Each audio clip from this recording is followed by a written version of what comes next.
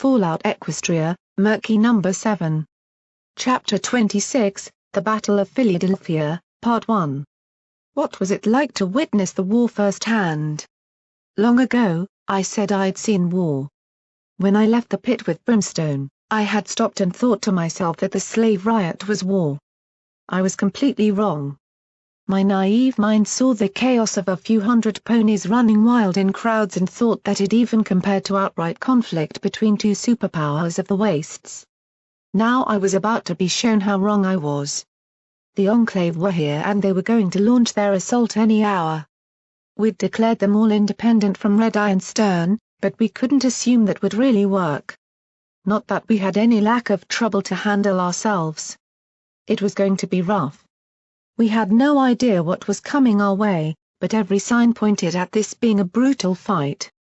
The foals were waiting and the wall would need to be beaten, but before any of that we simply had to hold firm. With the Enclave above us and surrounded by those who wanted to drag us back in chains, we were an island whose only hope was to hold out just long enough to make our escape. One little island amongst it all, huh? Isn't that how you described having friends in slavery? Huh? Well, think about it. Ponies caring for one another is what you said helped slaves get through the day. Isn't this just showing that the same thing can happen on a much bigger scale? I never thought about it like that before. Protege was saying that we all had to be together. That ponies were better united. Honestly, I think he saw them all as Equestria away from Fillydelphia's new age. Did it work? Did they come? Yes. They did. Oh, they came. We took in individuals and groups. Sometimes even more amazing things. Ponies were given a chance to stand up for themselves, they took it with all hooves. Or horns or... Yeah, you know what I mean? We had a chance. A small one, but we all had to keep believing in that. The moment we didn't was the moment everything would fall apart. Even this wasn't the end of it. Even if we survived, we still had the assault to save the foals, if we could find out where they were. We had to get the slaves to the wall, fight our way past it. There was so much to do. I'll tell you about the defense of the Mall first. It alone was bad enough. War. Absolute, total war. Weapons large enough to crush entire buildings were being used. The skies burned above us. Every street became a battle. Rooftops were death traps.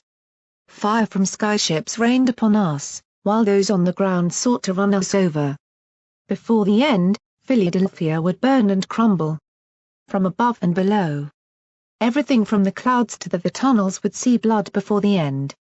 Thousands died in a war that felt it should have been kilometers wide in size, but was all condensed into one little city's boundaries. History would talk of Red Eye's remaining empire fighting the Grand Pegasus Enclave. One side and the other. Some talk of who won, who fought, who died from those sides. No one ever thought about the innocents, the slaves. How many died simply because they were caught up in the middle? Our story was one of survival. Escape. The story of one building that stood up in the middle of the fire and said no more. The mall was a hive of activity. On every level I trotted through, ponies were galloping, dragging wagons behind them or bearing uncertain loads on their backs that I veered around. Rooms I passed had the sounds of hammers and saws as windows were boarded over. While the warm scent of heated food was starting to waft through the corridors, originating from the food court of the mall. Protege had ordered them to start making what they could. It might have been a dull smell amongst the foul sweat of tired ponies working for their freedom or the thick sawdust from building defenses, but it was more than many of us had eaten in a long time. The smell was tempting, making me want to stop and start drifting toward it. But all those who could gallop had jobs to do. Jobs we had volunteered for.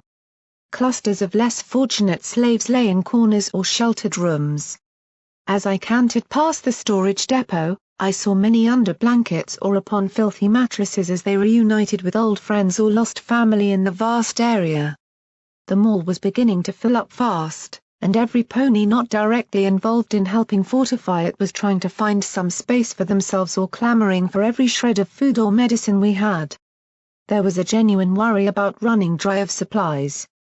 Running around the upper levels, swerving to avoid a blanketed and sick mare on my way, I headed for the center of the building. My route passed by groups of ex-caravaneers or hired guns, slaves that now remembered their old skill. Rearmed, they headed out to defense points at all corners of the building. Their bodies were wasted and thin, but put a gun in their hooves and you could see the practiced motions as they loaded them. My head turned to an open set of balconies that now looked into the old slave area above the fountain, where I'd once been imprisoned with my friends, only to see the crowds below being herded in from the main entrance.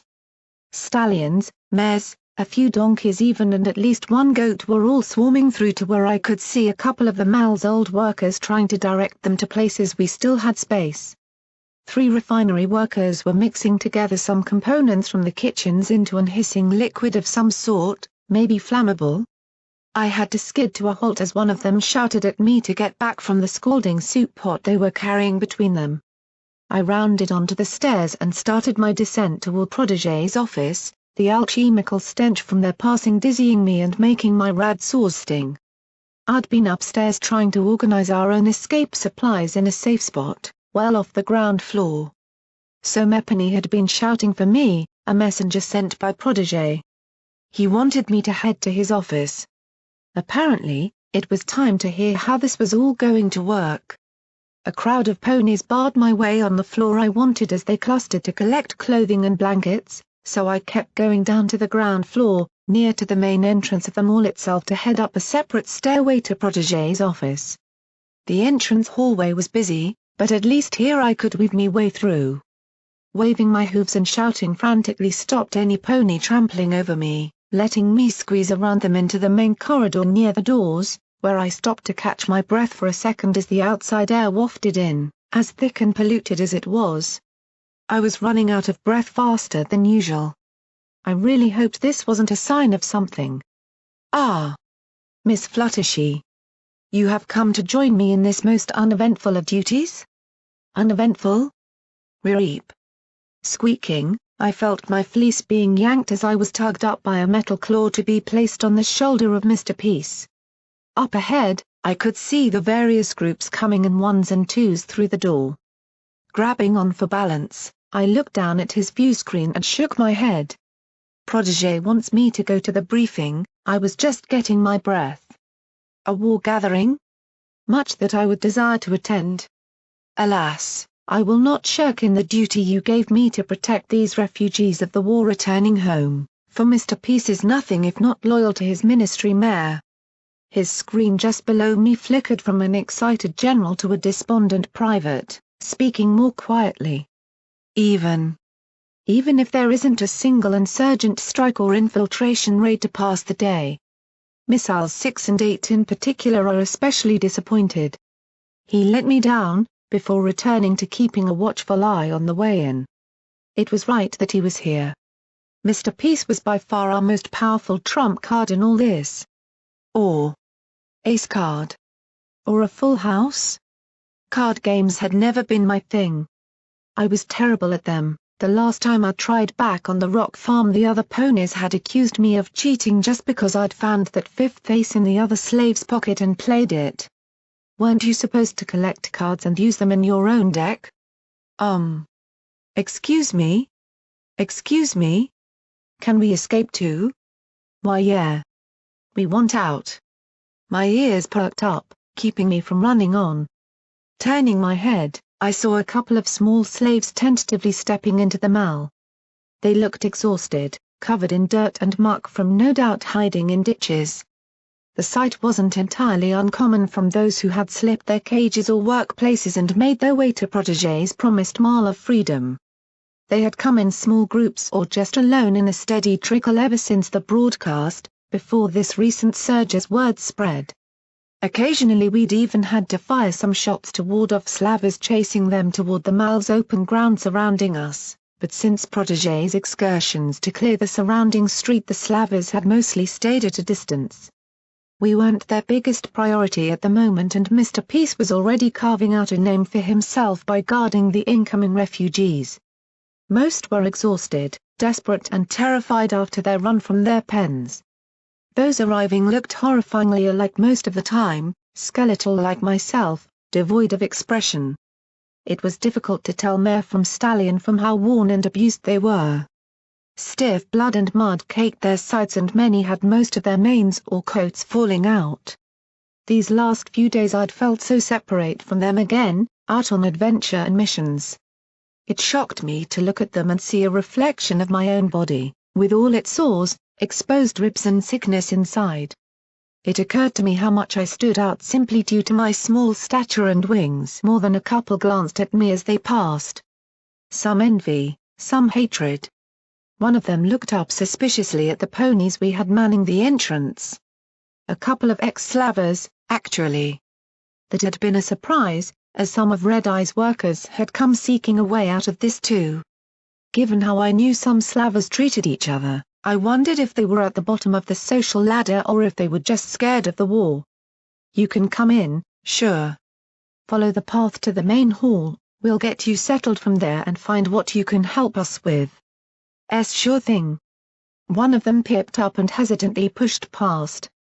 "Come on, Pike." "Coming." "Wait up." "Kosh, wait." The pair stumbled down the corridor, seeming relieved to be inside at last, momentarily locking eyes with me as they trotted. We didn't say anything, instead stared at one another until they turned into the side halls. Those two had tried to cause me major problems in the past and I'd given them a few in return. Right now, however, none of that seemed important anymore. They were just a couple of poor ponies wanting out of Fillydelphia as much as I did. "Yo. Robot. You might wanna come watch this one." One of the guards was shouting. Immediately after he spoke, we heard shots. Panic set into those coming through the doorway, as they fled deeper into the mall. The sounds were from outside our sight range in all the smog of the city. Echoing, inconsistent, the noises whipped through the darkness and sprung off the road leading up to us. The ponies up front called back, and before I could even turn to him, Peace had rolled past me toward the entrance. Cautiously, I crept forward at the edge of the tunnel to peek over the barricade. Through the smog, under the searing red glare of Fillydelphia, I could see a group of ponies approaching. At least a dozen. They were moving slowly, advancing toward the mall's main entrance, wreathed in a passing cloud of smoke that kept me from seeing them fully. "Oh shit." The ex-slaver beside me grabbed the radio. "Heads up, we got a large group. Maybe slavers, we should." "Wait!" I shouted to him, tapping him repeatedly with a hoof to get his attention. My eyes squinted as I watched the silhouettes getting closer. Some normal-shaped, but others more angular, surrounded by others. There was something off about them. They weren't all trotting. Some were. Wait, was that wagons? No. Tables? What? Battlefield analysis complete, non-combatants identified. Peace boomed beside us, his missile doors slamming shut with the most disappointed-sounding roar I'd ever heard in my life. "Ministry of Peace Combat Medical Groups are Allied Forces." We all looked at him.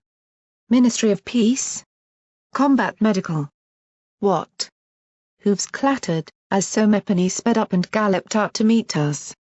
Clearing the smoke, I felt my face light up with joy. The billowing medical coat covering a stallion dressed like Somepony from 200 years ago. That drawn, wrinkled and ghoulish face glaring at us with harsh intent. The raspy voice shouting at us from across the mall entrance pathway wasn't harboring much patience. "Well? What are you waiting for, you lazy fucknuts? The hospital guards are right behind us and there's slavers moving in from the side streets. Can't you see I've got 8 ICs and another 10 injured coming with my team back there who've just lied, fled and sneaked their way from the hospital to be safe here?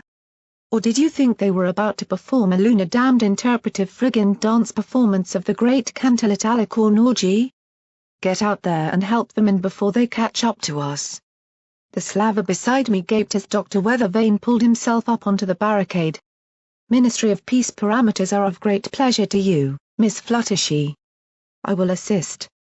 Mr. Peace immediately surged off out the doorway, veering around the very shocked-looking hospital staff and patients who were limping, pulling and cantering their broken or exhausted bodies this way. Some were nursing very fresh-looking wounds, as incoming fire slashed at them from unseen places in the fog, coming down from buildings or walkways most likely. Weathervane's eyes followed the machine, speaking to the slaver before seeing me. "And you can. Murk?" His voice betrayed some surprise or perhaps even relief. His eyes widened for a second, staring right at me. I could see, even on the face of a ghoul, that his eyes were dark and his face heavy. A wild anger bubbled in him, quenched only briefly as I offered him a smile and a flap of my wings. "Hi, Doc. You came. You really came to help us." "HMPH, guess I did." "Why?" That made him hesitate. "You think Red Ass was going to let those needing help live after they became useless? I'm tired of watching ponies I can save taken off for removal. Fucking tired. Suppose some part of me likes to pretend I'm not an old sour bastard and remembered what young Caduceus used to talk about. Blame that little shit for me getting all thoughtful. Kid reminded me what it was to care proactively. To go into the storm to pull the poor wankers out like I used to." That made me smile. It wasn't often you saw Weathervane admit anything, but the sight of him leading the ponies who couldn't help themselves was, in my mind, what would define him. Helping those who couldn't even perhaps walk to try and respond to Protégé's call. Never did let little Sundial know I ended up on some battlefields doing that. Weathervane spoke quietly, almost but not quite looking at me as his eyes briefly glazed over. I felt a small surge of guilt and worry. Mostly centered around what I wore on my hoof. I'd almost come to feel like I missed the messages, none had activated recently. I hoped they hadn't stopped. Out in the distance, I heard the sudden rattle of Peace's weaponry. Clearly, he had found who had been chasing the staff. Weathervane kept his eyes on us, continuing to speak in a level voice that only served to remind me that he was a pony who had healed during a war before. "Now, I've got 12 medical-trained ponies, including 3 surgeons counting myself. We've got 2 small wagons of supplies. We can cater for 60 between us. There's 18 ponies we got moving from their beds with us already though. 3 probably shouldn't have. You brought your patients? Holy shit, that must have been dangerous to move them all out." The slaver on guard muttered, keeping his rifle held ready as he watched the smoke behind the nearing group. I could see limping ponies alongside nurses pushing occupied stretchers. They really had cleaned out the hospital. Weathervane scowled and kicked the rifle's barrel away from that direction with a back hoof. "What the fuck did you think I was going to do? Now stop acting goggle-eyed at everything and go help them in." "Me? No, you cock-nobling Arceviolin, the fucking Sun Princess." Weathervane rolled his eyes. "Get a move on." The stallion ran off, shouting to a few others to help him. I saw a couple of slaves rush out too, carrying blankets and water to meet the injured. I watched a severely malnourished pony pass by on a stretcher, her body seeming to lack any and all flesh over the bones. I recognized the type. Like me, they had been too small to fight for the food. I'd had to steal mine. If it hadn't been for the medical personnel working on her, I'd have sworn she was dead. Some were limping on wooden prosthetics, while 2 were blinded and had their scarred faces covered with a potion-soaked bandage against infection. I looked up at Weathervane. "We could really use you in what's coming." I'm happy to see you here." "Fucking charmed. I've got work to do. Tell Protégé I'll be coming to him soon with a list of demands.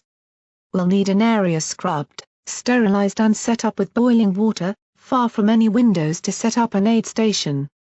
I don't want any opportunistic little shit stain lobbing a grenade into my ward. Any clean sheets get sent to me alone and I want as much strong alcohol as exists and... sod it, I'll talk to him myself when I get the chance." I gulped. Thanks for Not in it for the thanks. Ponies need it, might even get the chance to reach my friends in the metro. The ones you found? Won't let go till I save them, Murk. I will. Save their lives, the suffering they must be in can't be let to continue. They're the last remnants I have of who I was now. Won't let go. He stopped, blinking rapidly and groaning with a hoof held to his head. He looked in pain. Weather vane? What do you mean, won't let go? The Gore snarled, shaking his head. The motion was far more aggressive than I had expected, so much so I recoiled. Not for your young mind to worry. Not your problem. Just tell the boy that I'll be along in half an hour. With that, he turned and trotted away after his patients. Slowly, I began to trot and then canter toward Protégé's office, keeping my eyes on Weathervane until he was gone. Protégé, Brimstone, Blunderbuck, Glimmer, Sunny and one pony I didn't know were standing around a table set up in the Slaver's old office. The two unknowns were a stallion and mare, the latter wearing armor bearing red eye symbol on it, only now crossed out with white paint. Protégé was speaking to him over a drawn map of them all in front of them all, held down by books on all corners. One of them I recognized as the Daring Do book I'd found for him. The unknown stallion nodded to Protégé, some sort of supply runner. On lanky legs that promised him to be a ferocious galloper, he turned and left, giving me a spot to hop up and look over the table from. Glimmer acknowledged my presence with an excited grin, but Protégé was only looking to Brimstone. I can lead, organize and arrange things, Protégé spoke carefully, but I am no general, Brimstone Blitz. I would highly appreciate your input to this, given your experience in warfare. Brimstone grunted, speaking dismissively, most of what I did was kicking the door in, not holding it shut. Then you know what they might try? How would you resist yourself? Protégé was laying out small colored pieces from a board game on the map to represent things. Given their locations, I presume they were what groups we had managed to arm thus far. The big raider leaned over the map, furrowing his brow and grumbling lowly. Biggest issue is the shock. 9 times out of 10 we'd rush in, kick the figurative door off the figurative hinges and that'd be it. You get inside, you win. A defending group of poor shits sees their line shattered quick, they'll break. Every time. We hold them outside, or we don't hold them at all. We're not working with soldiers or raiders on our side, kid. They're slaves. Scared, sick and tired we slaves, some of whom haven't held a gun in a long time. You're saying we can't do it? Protégé spoke very precisely. I'm saying that left to themselves they'll snap. We've got some good fighters. The robot, Sunny, Coral's got the magic factor, myself. A few turncoat fighters like Whitermane there, he indicated the mare, and we'll have to spread ourselves out amongst all this. It'll be individuals that keep them fighting, leading by example. He smoothed the map with a hoof that covered almost a quarter of it. They know we aren't a trained force. Sunny spoke up, taking out a full-blown cigar she'd unearthed from somewhere to speak, no doubt they'll know this too. We might pull it in small areas, but the big picture? They have an army. Protégé shook his head. Stern's a tactically minded individual. She excels at small, squad-level actions, typical of Talon mercenaries. It's a well-known, yet rarely spoken fact within the Slavers that she isn't cut out for strategic scales the way Red Eye was. Even I can see her tactics for defending the city are clumsy and without forethought of resource management. Not that I could do better. But sending hundreds out to the empty plains to charge an airborne force? No, I don't think we need worry about strategic-level big actions against us. She'll want a small force to do it, quick and easy so she can concentrate on the big fight. Fight that often she'll probably consider us not worth fighting until the bigger war's done. Worst-case scenario is Shackles uses his influence to bring more to bear. But let's just hope he can't rustle up too much before we get out of here. In that case, Brimstone cut in, his eye not having left the map, get our best people and put them on the ground and top floors. Those are the most vulnerable spots. Get the lessers in between non-elevated positions to fire down from safety away from the front line. The robot is quick, so. Murky? Tell him to move wherever is hardest hit, he's our reserve. Get those who can't fight furthest from any access ways and post some weaker ponies that can't hack the front as guards to catch anything that slips through. I nodded, shaking slightly. The feeling of my fate and my life being taken out of my hands to the bigger decisions left a tight fear in my gut. How could those who fought deal with this feeling every day? That you were only one small part of a greater picture, one that could collapse, fail and kill you through no fault of your own if the wrong call was made elsewhere? Weathervane's here. I offered, he says he's going somewhere to set up. Maybe that works. Brimstone didn't really smile or nod, remaining impassive. Works for me. The old rot was a ward doctor, he knows where to go. Protégé looked at the map, no doubt trying to predict where Weathervane might go. I shall have to meet him. I had hoped to send you out to speak with him, Murky. That he's come on his own is incredible. We shall no doubt have need of his team's skills. Now, what about weapons? We've got the armory going full tilt. Blunderbuck lit up, never seen my pretties get so much chance to all be used. Mostly single-shot rifles with some revolvers and semi-pistols. Quite the sight. But we're dreadfully short on ammunition if we have to do more than exchange, maybe not even that. Small stuff, sure, but all the big rounds went to the army. We've got no more than a dozen carbines and automatic rifles left. Tragically few shotguns for a battle no doubt inside a building. Protégé idly tapped the desk with a hoof. Sonny, give Blunderbuck a hoof in distributing what there is. Try to identify better shots for anything special we might have left. If it even has one round available, we need to use it. I know we have at least a couple big antique hitters left in the armory after all, they'll stop any mass pushes, so get them higher up. If we have rounds or shells with nothing to fire them, then wire up some traps. Glimmer, can you do that? Bet your ass I can. If you've got any leftover spark batteries I can use them. Find any flour and I can whip up something nasty with it too. Glimmer stared at the confused faces. Really? Never heard of a flour bomb? That stuff can flare like a backdraft with the right ignition. Old mining site Stallion taught me that trick when I did some rock breaking once. Protégé waved her down from the story. The storeroom is upstairs, filled with spark technology in the back quadrant. No flour, I'm afraid. The long-lasting stuff is kept in the logistics warehouse, but we have plenty of batteries we used for the terminals. Kick. Ass. She winked, clapping her hooves together and leaning forward on the table. Want to see if those socks were still up there before we leave. So much for serious. Thanks, sis. To my surprise, Protégé actually chuckled, grinning openly and shaking his head. He had been going full tilt for hours now, trying to get everything organized before the Slavers got their heads together. His theory was it took some time to filter the news through to the higher authorities.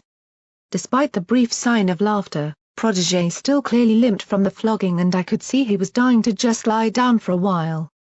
Part of me felt ashamed for not insisting more when Protégé had ordered me to rest. Speaking of getting out. I spoke, before recoiling as multiple pairs of eyes turned to me expectantly. Oh my. I mean, how do we get out?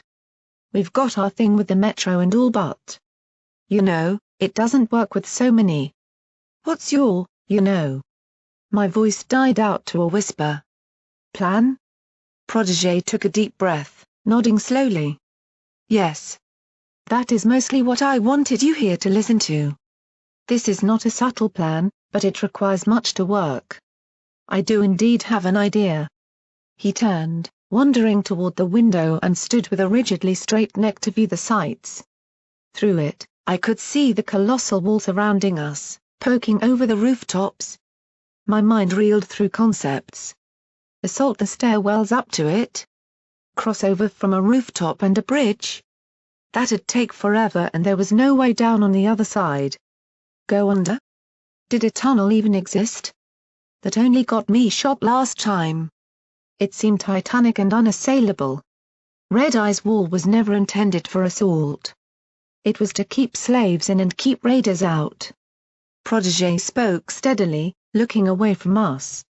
It is strong, but it is not a comprehensive defense structure for a war. I intend to bring it down. A shiver flew through me. I saw everybody else take a step back. The foundations don't go down far, we never had the machines for such designs. It's held up mostly on interior supporting girders. Detonating something at the base of it in the right place between the girders. I'm willing to bet that it might just bring a section of it toppling to the ground. He didn't look back as he spoke. Instead, Protégé just stared directly out the window at that wall like a hated enemy. Blunderbuck, we would need a large explosive device. Could you manufacture such a thing? I sure can. Blunderbuck spoke quietly, nodding to a couple of us. It'll take time though. Not something you wanna rush, you know? We've got no real ammo, see Protégé, can we even last till I do? We're talking most of a day. Hell, longer if I need to hunt for stuff. We've got the time, Glimmerlight cut in, after all, we still have to rescue the foals once we have breathing room. We can't do that while being assaulted. They're going to come at us with a lot, Glim. Shackles has it in for us, you can bet he'll be leading it. He'll bring all he can. Brimstone wandered around the table as he spoke. Slavers. Soldiers. Griffins. Big guns, numbers. All we have to do now is hold. The kid's right, if we make ourselves too much of a resource drain to deal with during the Enclave attack, they'll leave us alone to concentrate on a bigger threat. That's all we do now. We protect those we can, we fight for our freedom and we hold the fucking line. Spoken like a real war hero, Brim. Glimmer grinned up at him, receiving a dismissive grunt in return. She looked at me and whispered, AWW, he's embarrassed. I had to fight not to giggle, even if this kind of talk was, frankly, terrifying me. There was a commotion outside that caught my ears. 2 ponies shouting. The soldier, white to mane, went to investigate without a word to us. Then that settles it. Protégé finally turned. Gather every resource you can. Every trick, every bullet, every trap. Find every pony that can shoot and arm them. Any pony with skills to care for wounds gets sent to Weather Vane. Ask every pony for their skill sets. If they can do any spells, construction or anything that might be helpful, try and get them to put it to use. With this ammo and personnel shortage we can but try. We hold this building, use the Enclave attack as cover and wait for our opportunity. We fight. We survive. This is it. We stand or we fall right here together. He looked around us all slowly. You could say it is appropriate, that this place is known as the Harmony Mall. Good luck. Protégé. Protégé. White to Mane burst back in. You've got to see this. We clattered as a group downstairs toward the main entrance, only to stop in shock. Before us, in almost perfect lines, marched a whole shift's worth of slaves. We had perhaps 70 in the mall already. But here was trooping another 60. Enough slaves to fill an entire factory. They trotted in groups, pulling iron-sided wagons laden with crates and metal boxes. I knew those boxes, I knew this factory. The sides of the boxes were marked with calibers of rounds. Protégé wandered out beside of the procession as it headed inside the mall, passing by stunned guards and a gleeful Mr. Peace. What is this? What is this 11th hour saving grace? Protégé's lips barely moved as he muttered the words. It is my apology and my gift, for ignoring what is right for so long. The voice was behind us. We all turned at once. A lithe stallion trotted up to us, a multi-ended candle on his flank. His eyes were fixed on Protégé, before the young unicorn moved forward rapidly and shook the older pony's hoof. The pony simply bowed to him. twice before I have ignored your plights. Yet here I saw you stand up once more and take a risk to protect ponies, just as I once said to all my workers that I would be a better pony for them. It is about time I started acting like it and stood up myself, said List Seeker. With the new arrivals, a jolt of energy surged through the mall. Individuals were bringing their unique skills to bear on every floor and in every room that I toured while acting as a messenger and runner for individual tools and parts. I saw ponies who had toiled for months on firearms clustering into Blunderbuck's Armory to start cleaning and assembling weapons. Unicorns from Red Eye's technology warehouses tinkered with radios and power tools.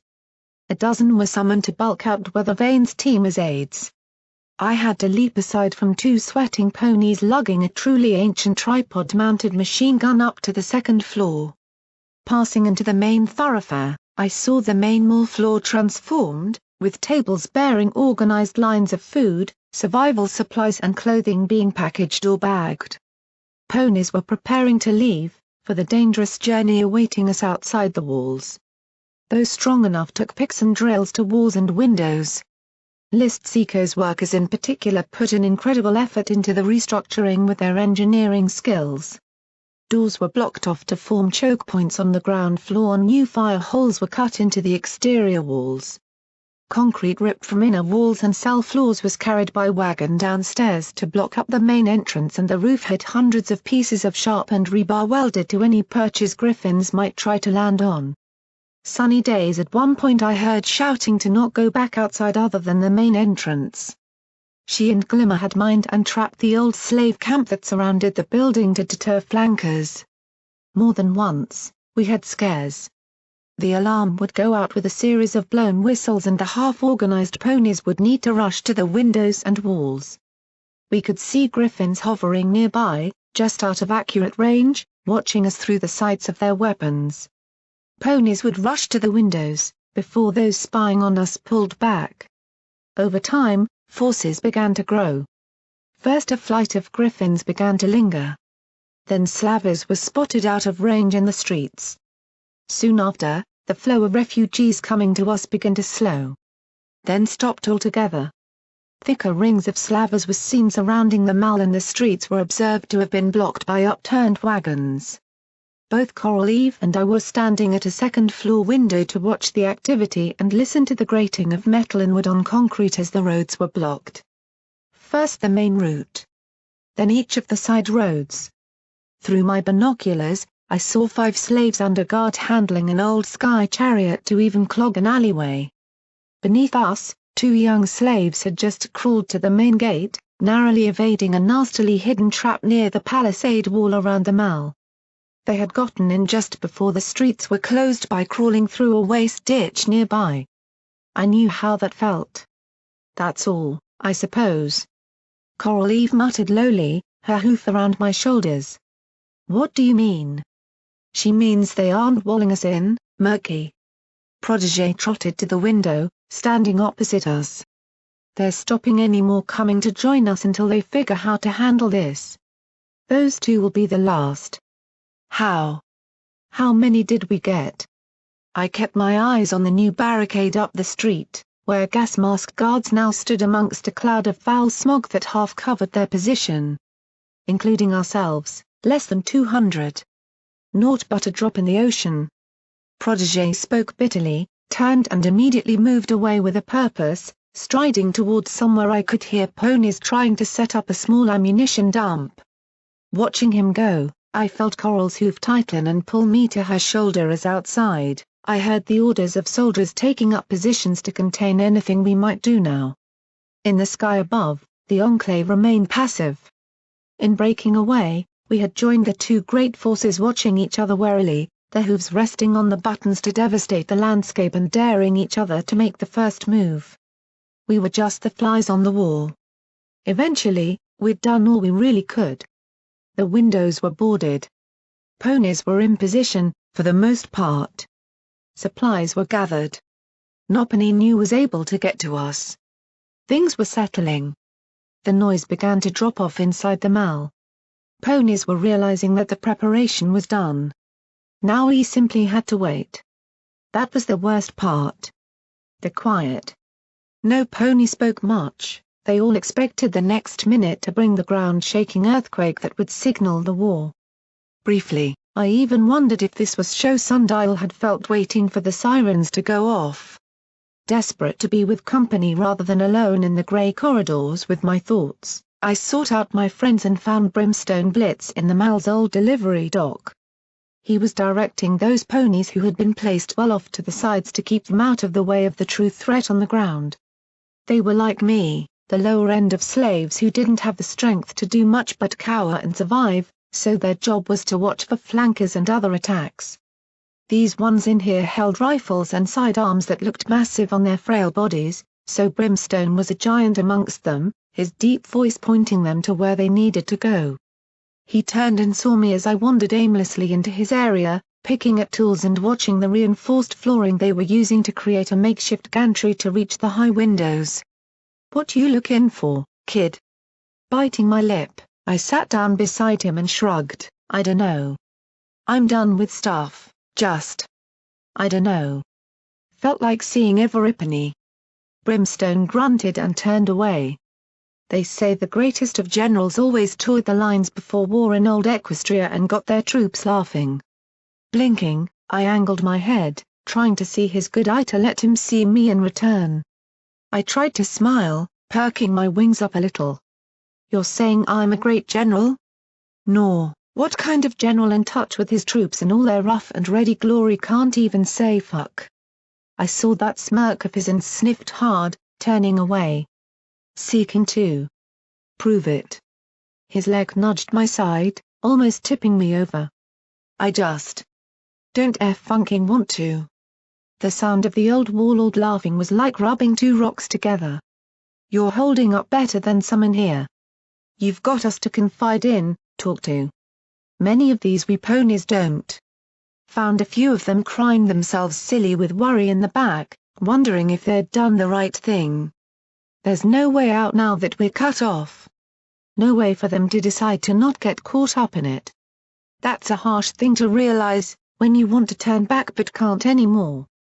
The sudden shift in tone was typical of Brimstone, but it still always caught me off guard. I stood and looked at him directly, moving in front of him. "But you helped them, right? You're an old warrior, surely you know all the ways to, make us feel better?" "I'm scared myself do." Brim looked uncomfortable for a moment. I saw his eye glance at the ponies nearby working on the fire step to reach the windows. One glanced back nervously at Brim before immediately turning away and shivering, as though afraid we'd seen him looking. "They're scared of you." "They know who I am." Brimstone spoke quietly, solemnly, "spent long enough around you, Glim and the others. I actually started to forget that. They look at me and see the dragon. They don't trust me. Probably rightly so. Can't blame them. They'll come around, Brim." I hopped up and placed on hoof on his leg. "Many of them don't like me because I've got wings. Remember? You said that to me, you can't ignore who you are. But just don't let it eat you up." I still see them looking out the corner of their eye when I pass by sometimes. One of them didn't want me to bring his food earlier. HMPH. Maybe I did say that, maybe. He strode off, walking across the dock and watching other ponies pushing tool cabinets against the large metal corrugated door. Doesn't help when I see faces in here I remember. I turn down a corridor and see them scurrying away or hear them muttering behind me, pulling their siblings and friends away from me. Some even spit and curse as they pass, shouting me away from their kin. They think I'm trying to get out, they fear what that would bring. "Do you still want to stay?" Brimstone stopped ahead of me. We hadn't talked about that for a long, long time. I remembered clearly though. Brimstone, the great redemption-seeking raider, had once said he would stay in Fillydelphia to live out his penance in the eyes of the goddesses. "Do you want to stay here?" Slowly, I saw him turn to me and took a few steps back. Friend or not, Brimstone Blitz was a terrifying pony of barely restrained rage and power behind a quiet cover of dry wit. The only thing worse than him thinking you were making fun of him was if he thought you were trying to delve too deep into who he was. He was one of those ponies you had to respect every second of the day. That one remaining eye gazed harshly at me, his mouth creaking into a frown. I tried not to shiver. He was Brim, he was my friend. You could talk to your friends, right? Whoever had made that saying had clearly never had to imagine Brimstone Blitz standing above you at the time. He spoke slowly, purposefully forming each word in turn. Ask me again if we survive this. And if the rest even want me to come. Most here do not.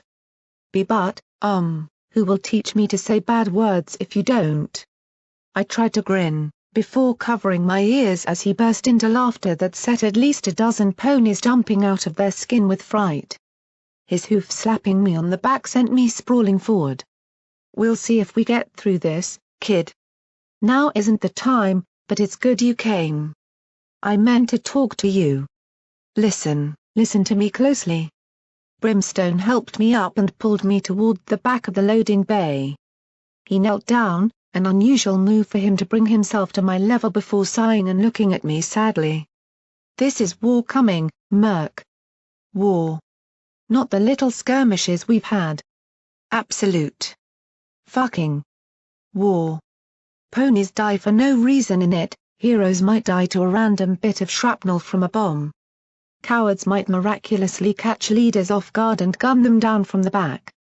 They don't warn you. You don't get chances to wait, think and escape. They shoot first. His voice was turning to a cold steel, pulling me forward by the back of my head. I was in the Great Raider Wars that happened 40 years ago on the frontiers. You are going to see even larger. You will see things you'll wish you never had. You'll not be able to help or save Everipany. Not everyone will die in a fair way. You have to know this going in or it'll break you. The shock is what kills, so don't lose your mind. It only takes one mistake to end up in a bad spot and the meat grinder will grab hold of you. Why, you're not helping much, Brim. I was shaking, looking up at the windows. At this angle I could see the vague black shapes of Enclave skyships moving amongst the clouds. Better to feel that now than when it happens. Just keep your head down. Always keep your head down. Don't go first, don't come last and don't volunteer for anything. Shivering, I nodded. I understand. If we both come through this, we'll talk then about where I'm going. They look at me and see the same face that brought what you're about to go through to their homes. I am war to them. I am the dragon. I'll be going from the front, because better me to take it than any of these youngsters those like me put in here. I'm sure Glim can teach you just as many words. They'll see what you are, Brim. They'll see you're better. I know you've got it in you. I know I'd say a bad word if it meant you promised you'd come with us. He smiled darkly and tapped my cheek before getting up and trotting away a little. I spent a few moments watching him, relaxing slightly. I listened to the advice he gave to those who were willing to speak with him. I heard his warnings on where attacks might come from out of the buildings at the front of the mall.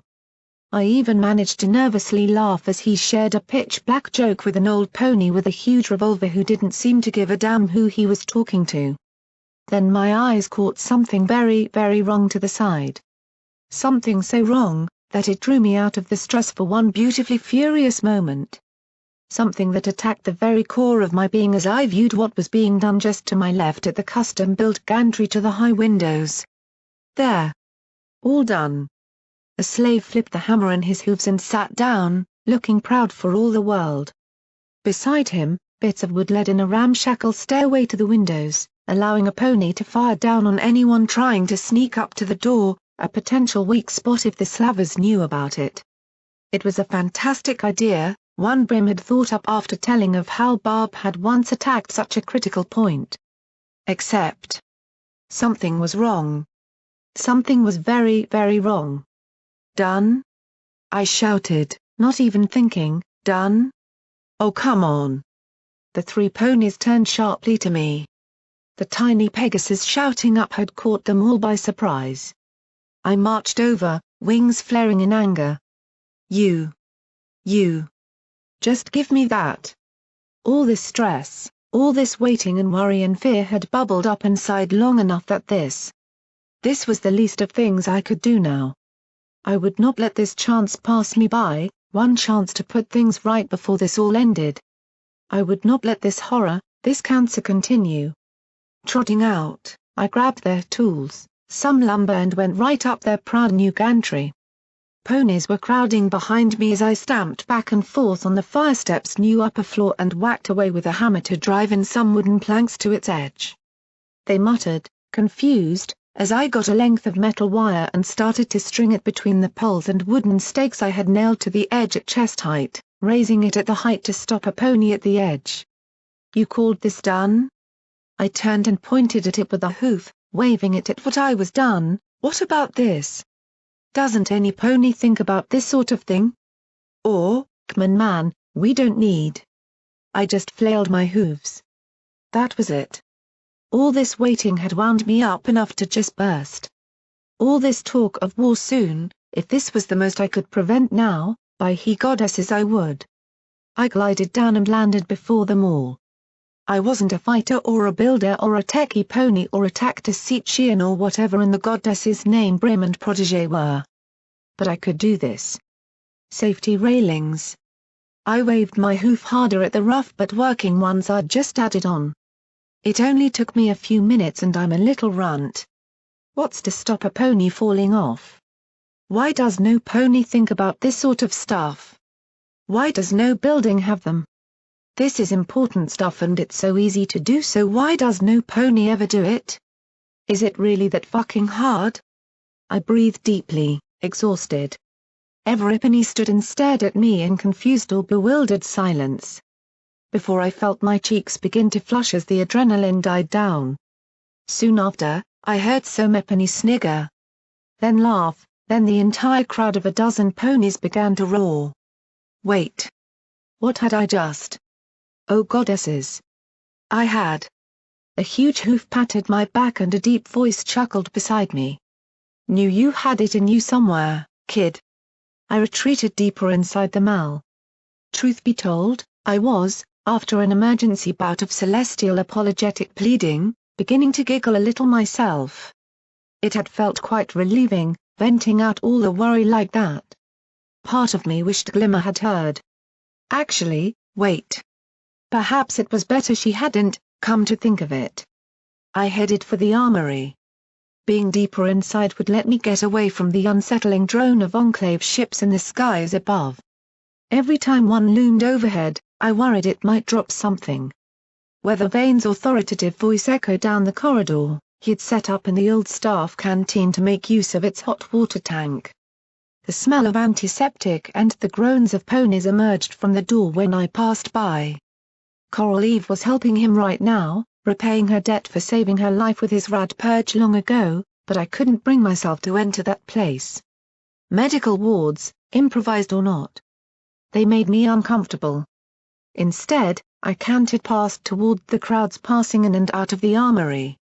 Tables had been set up outside and lined with rows upon rows of bolt-action rifles. Antiques, lined with heavy wood, they were most of what had been left after Red Eye's army had confiscated most of the advanced weaponry for their own uses. Beside the rifle table lay a couple of old shopping baskets filled with various pistols, arranged into piles for each type of ammo.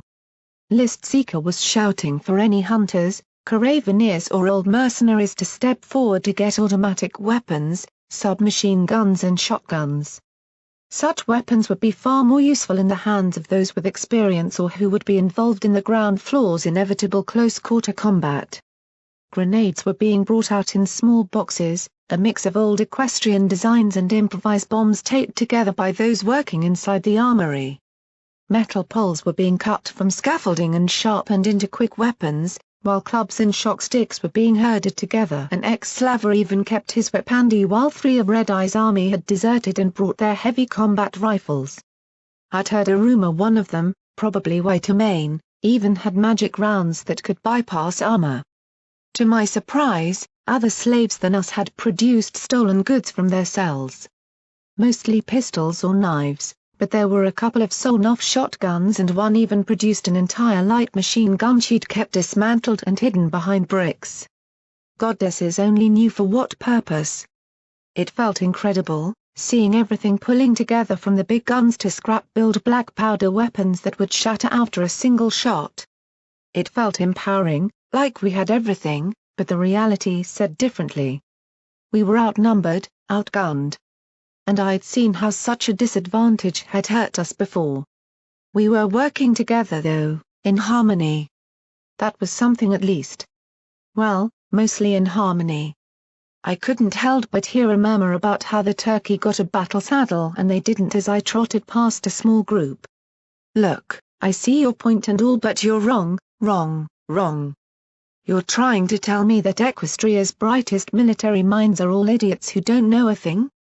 Immediately after entering, I came across a scene of argument. The caged interior was emptied of his weaponry. Those left within had been stripped down for repairs or rebuilding, while the rest of the space was given over to the bank of workers Glimmer had taught to turn spark batteries into makeshift energy explosives. Yet at the middle of it all, eyes were on the pair of mares engaged in heated debate while working on their respective kits.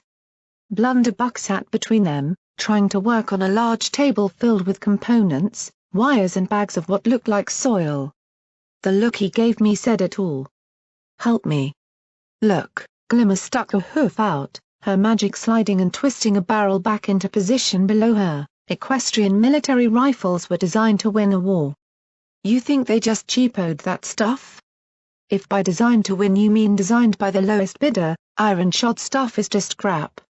Good to 400 meters, but what about past that? Look at the plastic tacky nonsense around that barrel. Sonny countered passionately, before holding up a long-barreled hunting rifle intricately carved with stock designs. This is a weapon for reaching out there and carrying that power the full way and jamming the second it gets dirty. Glimmer aggressively shoved the bolt back into place on her more modern-looking iron-shod long rifle. That's a rifle meant to hunt a radiator. Its muzzle flare's gonna light up your position up to anyone looking. Meanwhile, this'll keep firing after swimming through a mud bath. 400 is just fine, any combat past that is just an extra advantage, if you're any good. You saying I can't hit that far if I want to? Could shoot your ass off at that range, not that it would be difficult to miss, Sonny cut hard with her voice. At least I've got an ass, Miss Scrawnybones. Yeah, and we all know you spend half your time waving it around, meanwhile I'm out learning to shoot. You saying you can shoot better than me, Wastelander? Sure am, Ranger. We don't get fancy systems that do it for us, we learn old school. Glimmerlight sat up straight, eyes narrowed at Sonny and received just as deadly a look in return. I saw both of them take a deep breath, before Blunderbuck grabbed me by the shoulder and pulled me around to the back of the armory just before the frantic shouting resumed behind us. I'm pretty sure it's just their way of handling the stress and letting it out. Either that or my armory will have a murder in it before long. The bright look on his face betrayed the same anxiety in any of us, but I saw him give that joking smile when I giggled. Blunderbuck settled down at Massin's old desk and started fiddling with wires. Protégé wants this bomb, Murk. He'll get it. Personally I think he should just tell those two that the wall insulted their guns. Unfortunately, I don't make the calls. However, I do get to blow it up instead, so I'm happy. He kicked his legs up onto the desk and leaned the chair back, stretching over behind him to grab an old egg timer and started pulling its casing off. I sat down on an old stool near the desk, possibly his when Massin was still around. Your coping. How do you deal with it? The waiting? Simple, I listen to them through there. He laughed and almost fell from the chair, catching himself on the desk with a stray hoof. Truth is, I'm terrified, but Sir Meppin's got to be the one smiling, right? I honestly hadn't given Blunderbuck enough credit. We hadn't seen him much, but even under Massin's harsh authority he had always been a delightful presence, finding joy in his work to help the day pass easier. I'm just hoping we make it. I'm not a slave, Murk, but you could hardly tell the difference just being an assistant in this place. Came here to earn money, realized quick I didn't much have a way out again.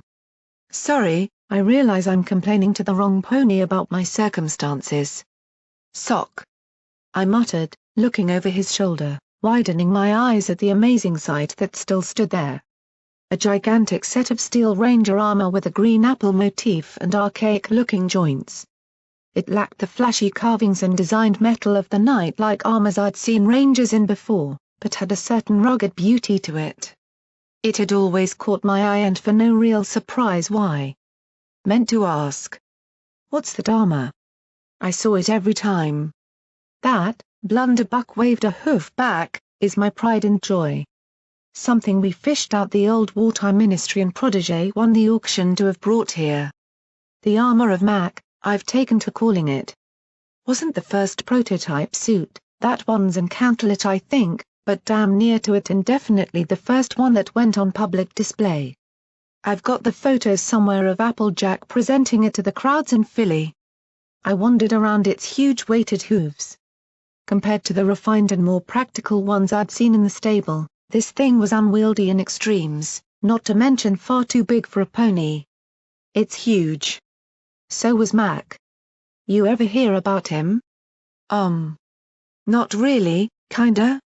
I shrugged. I didn't much want to learn about history, it always ended up sad. Renowned soldier and a big farm hand. Strongest pony in Equestria some say.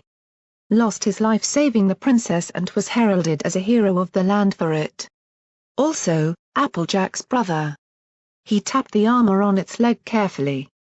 The Ranger project got off the ground after that because she wanted to prevent ponies dying like he had, so she had the first unveiled model designed in his image, his size, his marks.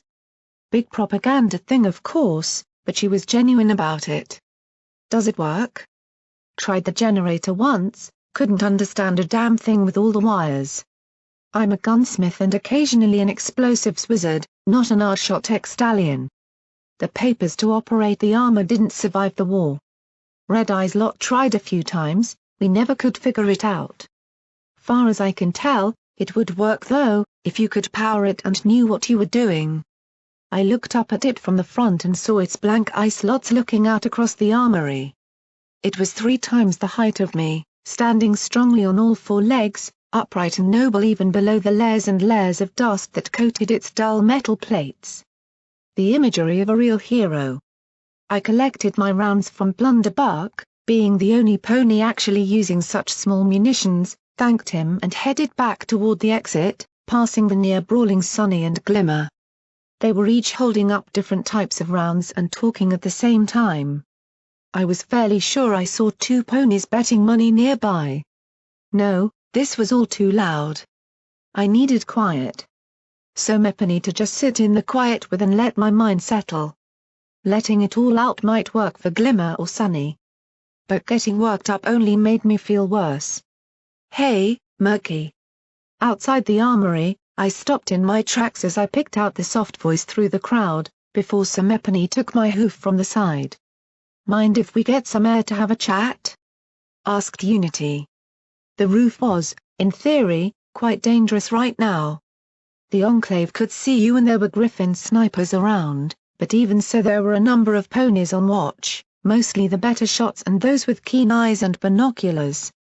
Tarps had been strung up against occasional spats of rain brought on by the passing of cloud-driven Enclave ships far above. The puddles created by them hissed from blowtorch sparks falling into them as others shored up the Griffin defenses or welded access doors shut. Yet despite the danger, it was calm. Apart from the hiss of the welders and the background ambience of Fillydelphia, no pony was talking and that was just what we sought. The cool breeze up this high, it was a relief from the stuffy heat below in Fillydelphia, especially inside. I led Unity across the roof to a point I knew, one I had sat in before and looked out with pleading eyes, wishing for a moment like this. I remembered how I had cried, admitting to Glimmer that I couldn't even remember my mother properly. I remembered watching the stars and hearing the memories of Sundial and Sky Dancer. Now I had returned here after all this time with a very different feeling. I tried to remember how I'd felt, the pain, worry and hollow sadness, before quashing it immediately. That was then, not now. Unity sat beside me, settling down quite close and huddling a blanket around both of us. Murky, you look sad. Just remembering. The last times I was here weren't happy. I was remembering what I had forgot. Me? It was a brave question and I saw the blush, but I shook my head. Then wished I hadn't. That had come out wrong. My mother. I don't remember her, it's been so long. I was only a little kid. Last time I was here I told Glimmer and I realized I didn't even know what she looked like. To completely forget something so important to me is just. Oh. There it was, there was the feeling. I felt my eyes threaten to well up, I felt the shame, the twisted guilt and panic that she might have forgotten me too, for all Glimmer's promises. I felt Unity's hoof wrap around me and pull my head against her shoulder, before I felt her cheek rest on my head. I didn't feel ashamed to be comforted. I knew she wouldn't judge me for it. We were there for one another, whichever one needed to be held at any time. You know that I understand how it feels, she whispered, you remembered me, your friend, so you'll remember her someday. Hey, you can come meet my parents at Friendship City if you want. They'd be happy to welcome you in. My mother would probably make cake if I returned. They'd likely think I'm dead. Cake to prove her wrong. That'll be it. Never had cake, I mumbled with a small returning smile, well, cake that wasn't just formed oatmeal anyway. Unity giggled slightly, before sighing. Mentioning her own parents must hurt. It hurt any slave to think of those who didn't know what their loved ones were going through. You miss them? I knew it was a dumb question, but it was only fair to be concerned in return. Yeah. A lot. Sometimes I wake up crying, thinking they're just in the next room until I know where I am. I've had that dream too. I breathed out the words carefully and put a hoof around her back, a little half hug. We'll all get back though, right? Right. Unity nodded and we let go of one another. She turned to me, seeming to stare for a second or two, before returning her gaze to the wall out there. Just that thing to beat now. Or the portal below. Better to have options, I guess. There's a lot of old stories where they only had one chance and it was this big dramatic thing. We have two, so I guess we're lucky, right? We've got lucky No one.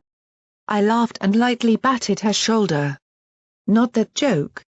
Again, there was a brief silence. I was surprised, that had been quite forward of me, confident. Like I knew her for longer than I had. Of course, I did, but feeling it every so often was so weird. I chuckled, wiping a hoof through my mane. I feel sad about my mother but I'm glad I remembered you. The words tumbled from my stupid mouth before I even thought about them. Unity widened her eyes, before melting into a truly beautiful smile. Okay. Her face was covered in dirt, thin with lack of food, bore some bruises and a sickly yellow mark on her chin from some chemical somewhere. But to me, that smile shone through to the mare I like to imagine she was when healthy and clean. We were just two filthy little scrawny slaves, neither of us would be beautiful models. But we were what we were to one another. Thank you, Murky.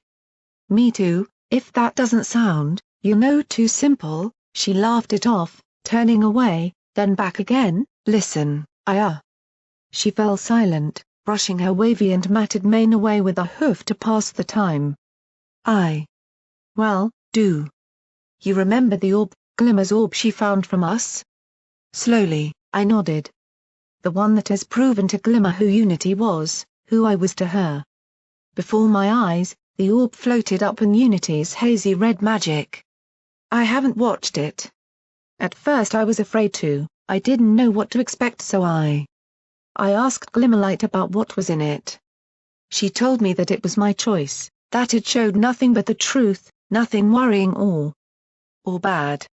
Glimmer is a lovely mare, She even offered to let us both see it at once with her. Isn't her talent so amazing?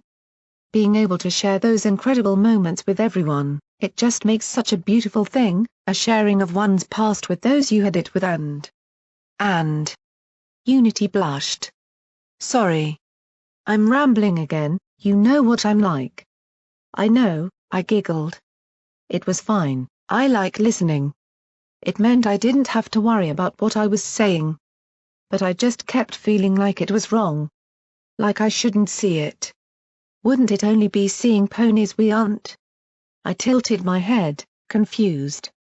My mane blew across my face from a gust of wind, before an Enclave ship roared overhead, taunting Philadelphia's guns and drawing both our attentions away. It was small, likely a scout. In the distance, some overzealous rooftop gunner unleashed a torrent at it, a rapid drumroll that shook my breast even at a distance. Before the target climbed off into the cloud base at a speed that looked wrong for something so heavy. The sound echoed around with voices in the distance and alarm bells ringing. More posturing, more goading the other to attack first and commit themselves. After a few minutes, things quietened down. Sorry. What was it? Ponies. We aren't. I looked back at her, turning my head from the view to see her slowly bringing her thoughts back to us from the powder keg that was the city. Murky, do you think we'll ever remember anything else without going to that ministry and finding those orbs? We know that's impossible now. Why should we look at just this one orb then? It'd be like looking through a window at our twins. They look like us and maybe act like us but they aren't us. Unity sat up, properly turning her body to me and indicating me up and down with a hoof. You aren't the same pony I met outside Slit's factory, let alone the one I met who came into Philadelphia. You've matured, done amazing things. Survived. I've seen you joke with friends. When I first met you, I couldn't even look in your journal without you breaking down into a stammering wreck. Since we really reunited on the mountain, can you really say we are who we were back then? I don't know if I am well, different or you are. I blurted quickly, my voice squeaking high enough I swore she almost burst into laughter. I meant, like. You were really nice when I met you but now you're carrying Aurora Star's legacy in your mind and in your bag with that orb. I mean that's just an orb you took and. But, I mean you as well. You seem confident. Yes, that. Sometimes I see a bit of her in you when you get all wordy about things you like and how good everything could be. It's like you are meant to carry on from her with your, talent. 'Cause they're both about memory, right? You said you just used to use it for little trinkets. But now here you are. Unity chuckled, stammered your way through that one till it started making sense. My face flushed and I looked away, trying to smile. A bit. What I'm saying is, we're different ponies now, Murky.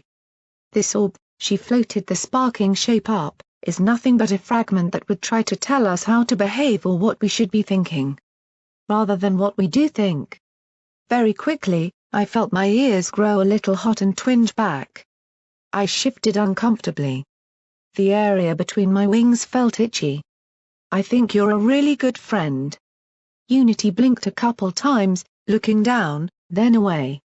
I felt her hoof move onto mine, holding it lightly. You remember the things I said about my buck, don't you? Why yeah. My stomach felt tight. This is so difficult, because of how all this hurt us, almost broke us away from one another. Slowly, we turned. I couldn't ignore looking her right in the eyes now. She was trembling. Murky, you know we're kinda close and we both know what maybe happened before. I just wish times were less arduous, to let us really work through it and figure out how we feel about one another, but I don't think I can do that right now. It's too raw, too hurtful when surrounded by all this. Her hoof waved, taking in the whole of the city, its situation and the numerous slavers I could see in the streets below. Quite a lot of them, come to think of it, climbing toward their guns. Out in the distance I heard a rumble, but ignored it to look at Unity instead, into those wide eyes as I gripped her hoof back. I couldn't deny that a part of me felt disappointed in a way I hadn't ever really felt before. I guess so. I spoke quietly, gulping in a dry throat. It's all just confusing and I don't know what to really, well. I just don't know and. Well, I wish I knew words like you did and, you know. Unity hesitated for some time, looking ready to say something. Then she leaned closer, placing a hoof on my shoulder, shifting the blanket. We're still close friends though, okay? But when we get out of here, once we have time to really think about it all when this is all over, would you want to spend some time together? See if, well, things, you know. My lips felt bone dry. I gulped. If things. Yeah. Is that a yes? She nervously tried to laugh, but it fell short.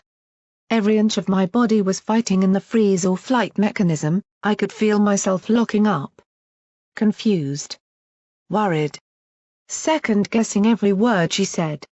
But I could feel my sister's spirit at my back, urging me to do what she'd always been trying to build my confidence to do. To be decisive for once in my life. So I smiled, leaned in and said, it is. Slowly, she moved forward and I wrapped my hooves around her, feeling hers latch around my back. Our heads rested in each other's shoulders, cheek to cheek. Before I felt her shift and a soft pair of lips press against the side of my muzzle. Then let's get out together and we'll see what happens. I wished I could have just stayed there. Remain close to Somepony, both warmed under a blanket in this brief moment of peace. Yet I couldn't help but hear the whistle. Distant, keening as it grew in pitch and power until it grew deeper and became a throbbing roar. My head turned, looking over her shoulder to the city, before an eruption of light blinded me. The city shattered, the ground rumbled as I felt us both knocked back, as though a wall of noise had crashed into us. My ribcage vibrated as my vision spun and my ears seared with pain. I felt Unity's hooves grip me, felt mine hold her as we were hurtled back from the edge across the gravel of the roof. There was shouting around us, panic. Fillydelphia's balefire siren cranked up, a bass tone joining the rumbling with its low moan of death that spread and howled around the city in its raising and lowering klaxon sound. Disoriented, seeing only stars and vague shapes, I felt a chill of terror gripping me at that sound. Murky. Get up. Get up. Unity's hooves were pulling at me. Her face was masked with fear and determination as she yanked at my hooves. Dizzied, seeing everything blurring when I turned my head, I dragged myself up, quickly checked every limb and turned to look. Fillydelphia was in chaos. Ponies were running everywhere. Griffins had taken off and began to surge into the sky in V formations. Already I could see anti-air mounts traversing to face various directions. Yet behind it all came a pillar of flame from the other side of the city, one that surged above the rooftops and was already belching a thick cloud of black smoke through the thinner red smog. The fun barn had been almost obliterated. Half its structure was torn off and it writhed in flame like any of Fillydelphia's furnaces with wood exploding and metal beginning to sag under the heat. The Enclave had attempted to decapitate Fillydelphia's leadership before the battle had even. From the winds, I heard it again. Another whistling turning to a howl from the sky. Looking up, I saw a sudden streak in the sky, shooting across the clouds before veering and descending like a comet coming to strike Equestria. Then another. And another. No. This wasn't before the battle. Every pony on the rooftop staggered as the concussive wave of impacts rippled across Fillydelphia. I felt the mall creak and sway beneath us. To our right, the Ministry of Wartime Technology exploded. Its thick granite blocks being tossed hundreds of meters into the air. This was the battle. Then the spires of the old iron-shod foundry were cast into shadow by the detonation at their base. My heart thudded faster as I saw the two smokestacks begin to collapse, bending and snapping in the air before crashing across the main thoroughfare of the city amongst scattering lines of slaves and wagons crashing into one another. I heard the ongoing rumble and collapse of a million bricks arrive seconds later. So Mepany shrieked in fear as a massive object surged across the sky above us, close enough to throw up a wind and almost take a stallion off the edge of the rooftop with a shriek. Unity and I fell to the ground in its aftermath, feeling blistering heat and a throbbing crackle of magic in the air in its wake. It continued, hammering its way into the thick-set reactor building of Red Eye's radiation engine like a bullet penetrating thin metal. The power station did not shatter, but instead coughed and died from a dozen secondary explosions that ejected from every window and doorway. Soon after, all across the city, lights began to go out.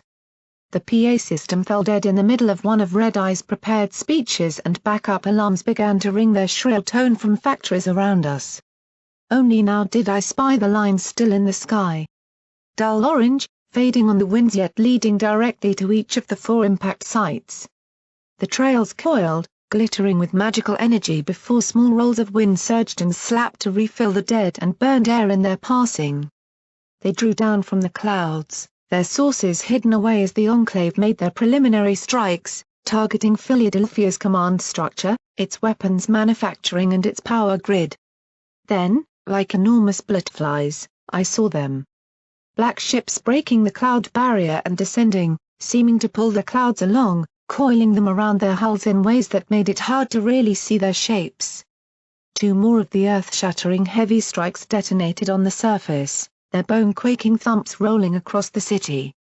Then more began spreading out, as I saw the firestorm grow and everyone and everything in Fillydelphia was helpless to stop the devastation around us. The ships fell, turning and screaming their engines in the air as they released dozens of smaller craft and what looked like hundreds of individual Pegasus into the air in a vertical drop toward the city, bypassing every single wall defense Stern had set up.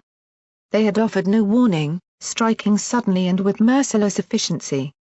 Each ship let loose a roll of immense thunder on breaking from the clouds as they began to accelerate, wind, rain and lightning following in their wake at the effect they had on the clouds. Energy weapons fled from the ships in lancing strikes, targeted toward the sources of the flak and traces that began to thump and crackle up at them. I saw spears of blue, green and purple meeting the raw orange and red of conventional weapons below.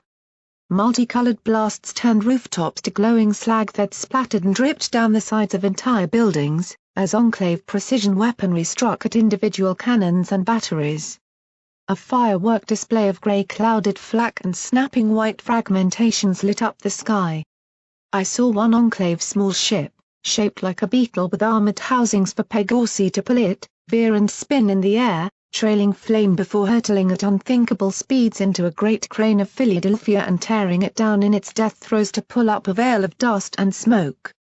The noise became catastrophic, the whistling of energy weapons mixing with the roar of engines and the thud of quad-barreled cannons on the ground. Alarms forming a backdrop to the screaming and electronic rasps of radios we had set up to listen in on the city's command frequencies. Screaming, snapping, thudding, sizzling, searing, howling, roaring, whistling, whirling, crackling, erupting. All around me, overwhelming me with a sensory input. It froze me in awe at the scale, the numbers, the raw suddenness, the noise and the spectacle stretching across the entire city. The Enclave had made the first move. It had begun. Ponies were clattering down the stairs. This was no ordered movement, but a disorganized pile galloping for the safety of indoors. Unity and I sprinted across the rooftop as the air above us turned into a killing zone of fire and shrapnel. Flak had struck above the mall and sprayed its lethal razor-edged bits of metal in a skittering arc across the ventilation ducts and pipes that were now covered in perforations and ripped asunder. 4 ponies went down, screaming from torn limbs and studded torsos.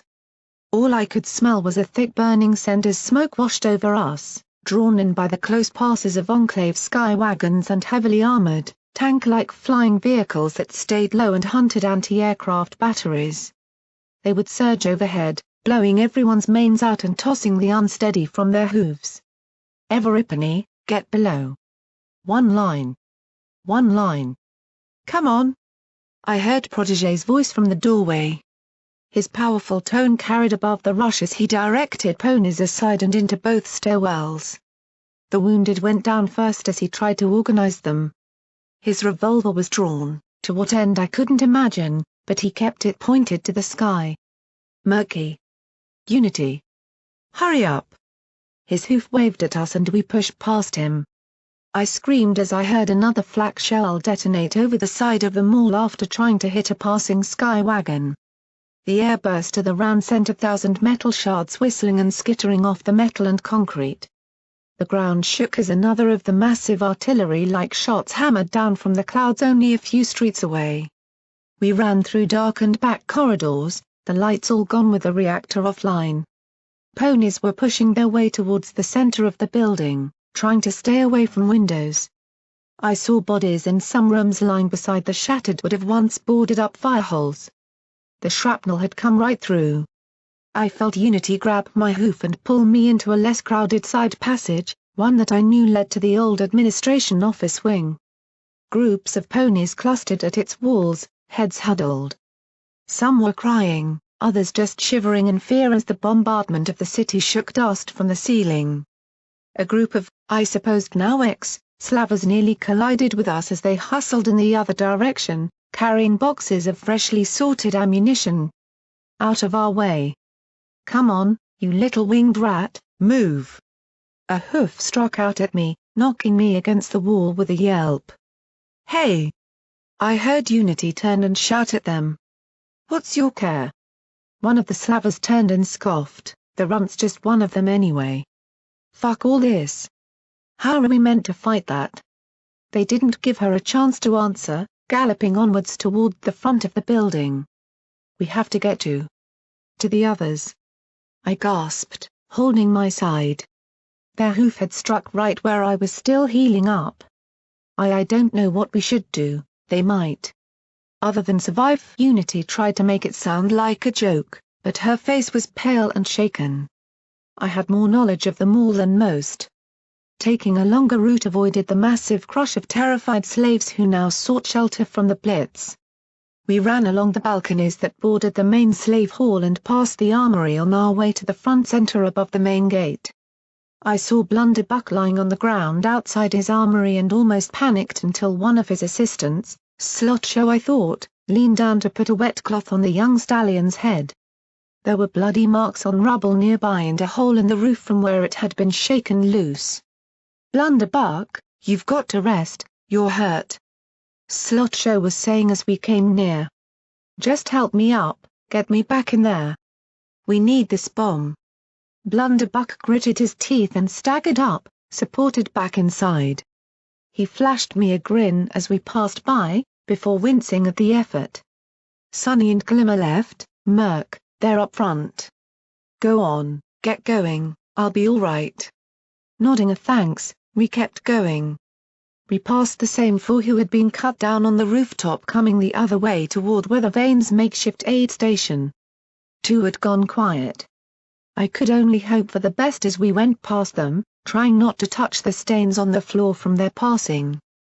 We were thrown from our hooves as the entire building rocked on its very foundations and I felt Unity collapse onto my side. A rush of air powered down the approach to the front of the building, carrying dust and gravel that stuck in my throat and clogged my nose. It was followed by a second, sharper strike that shook a light from its fixtures in the primary staff reception to shatter on the floor. I saw Pike and Kosh cowering in a small huddle together behind the desk. It was unending. The floor kept moving. My ears were burning, so painful I was beginning to actually tune it out from consistency until they just tingled and throbbed. We were covered in dust as we stumbled through the barricade to the second floor overlooking the entrance. Through the glassless windows I could see the war outside. Yes, war. This time, I was correct.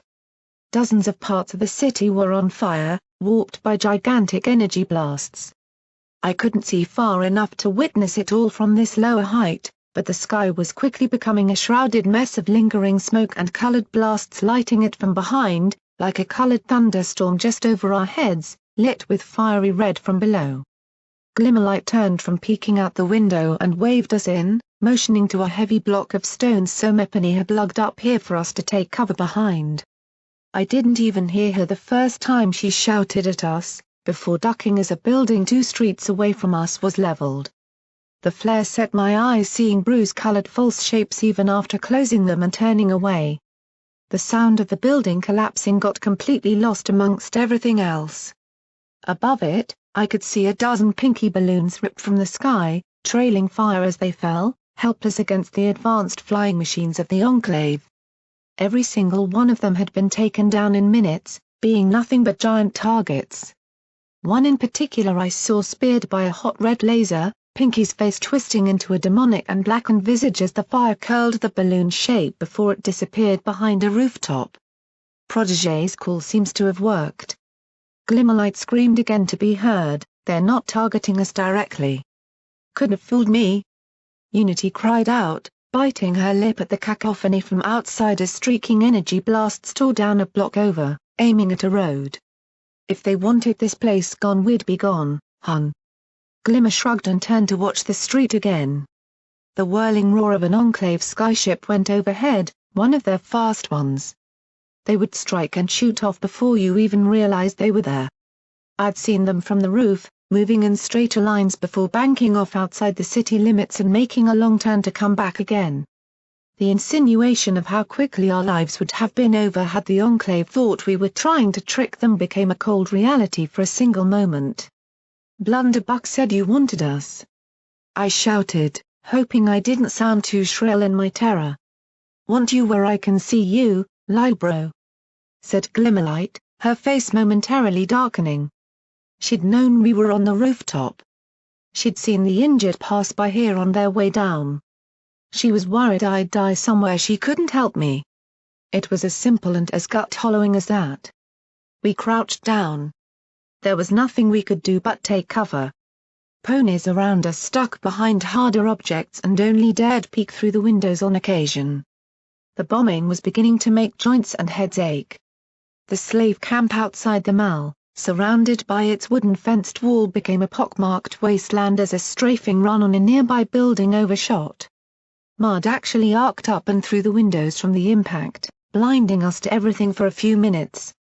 I would occasionally look out and watch the air war above us as griffins spun around the sky with black armored Pegorsi.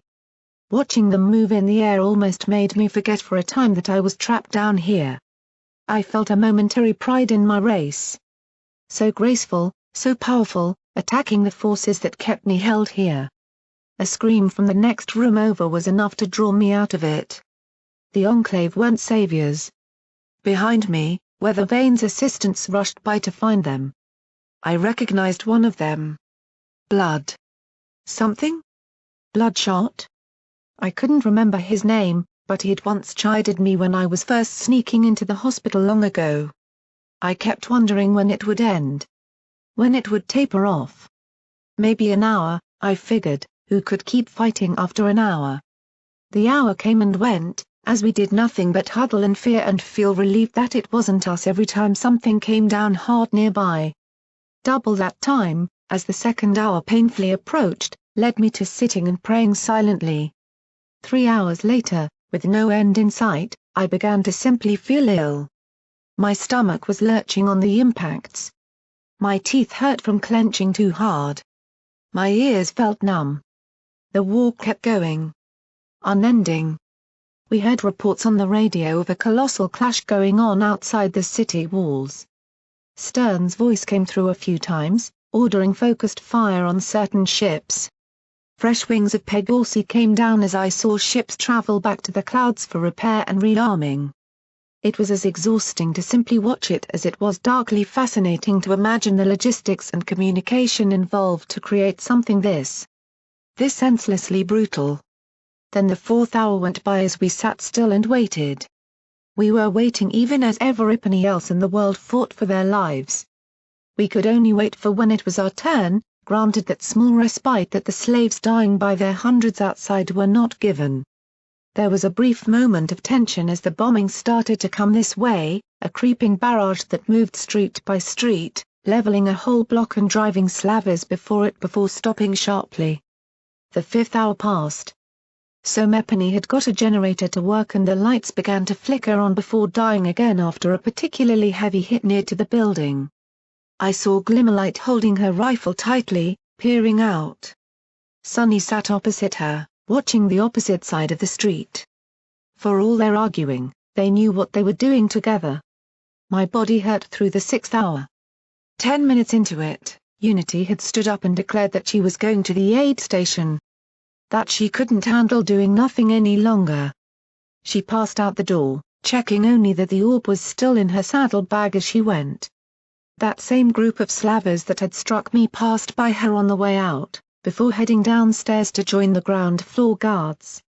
Then, right as the 7th hour began, I saw Sunny leap up.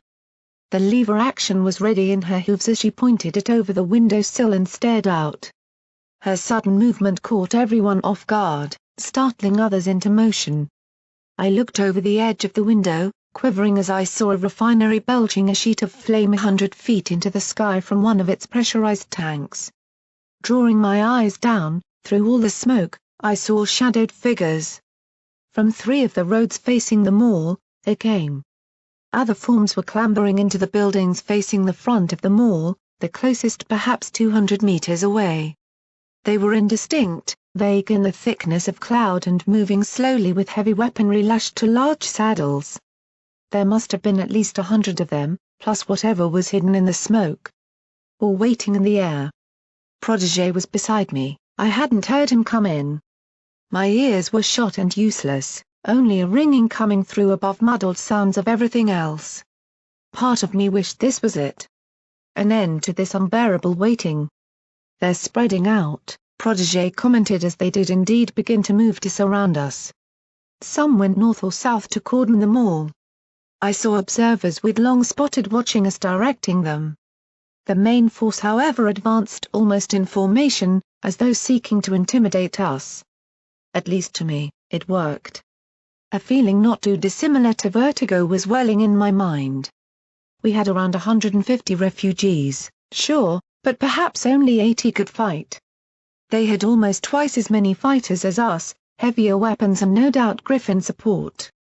It was the same feeling I'd felt on the mountain at Aurora Star's cottage before we had been completely outclassed in open conflict. "They're in range if you want it," said Sunny, speaking from the corner of her mouth. Protégé didn't reply, he just stared at them. I saw his revolver held ready, the flag of Equestria bold and clear on its grip. Turning back to the outside, I saw a flag. A break in the smoke showed it to hold the symbol of Red Eye himself. There was no mistaking it. They were coming for us. Behind them, much further out, I could have sworn I saw a larger figure with them and hear a deep rumbling voice bellowing orders. I tightened up at the sound of that voice. His voice. Around me, ponies raised their weapons in nervous hooves. The sudden click-clack of the 2 tripod-mounted machine guns Blunderbuck's assistants had repaired getting ready made me jump. Below us I could hear Brimstone shouting to those with him on the ground floor while Mr. Peace's whoops filtered through the mall. In the distance, the war burned on in other regions of Fillydelphia, as though it respected this smaller and more intimate showdown to be left to itself. Protégé opened his mouth, slowly. He was clearly hesitant, almost wishing he didn't have to say it. Fire. I would always remember the moment of brief silence after that one word. He hadn't told any one pony to be the first one to pull the trigger, and it was as though the entire building was awaiting somebody else to do it. Dozens of barrels protruded from the front 3 floors of the mall and yet none of them lit with anger. Even as the world burned around us, there was silenced here. "Oh for fuck's sake," muttered Sunny, spitting out her cigarette and unleashing the first shot that would mark the siege of the mall. A heavy-caliber hunting round barked from the brass-tipped barrel of her rifle, lighting up the smoke with the muzzle flare. 300 meters back, I saw the banner of Red Eye pitch and fall. Its icon slammed to the ground before being drawn up again, dripping mud and foul water as those around the fallen bearers scattered and rushed forward. Voices cried out from the half-obscured force, sending them toward cover or demanding them to return fire. One shot from Sunny had sent them all scurrying. Then, finally, the remainder of the mall spoke. There was no consistency of sound. We didn't have the same mass-manufactured weapons with standardized ammunition that Red Eye's army did. Deep-throated revolvers roared near to tinny cracks from game rifles. The clattering thumps of heavy-caliber platforms almost drowned out the dirty coughs of improvised firearms.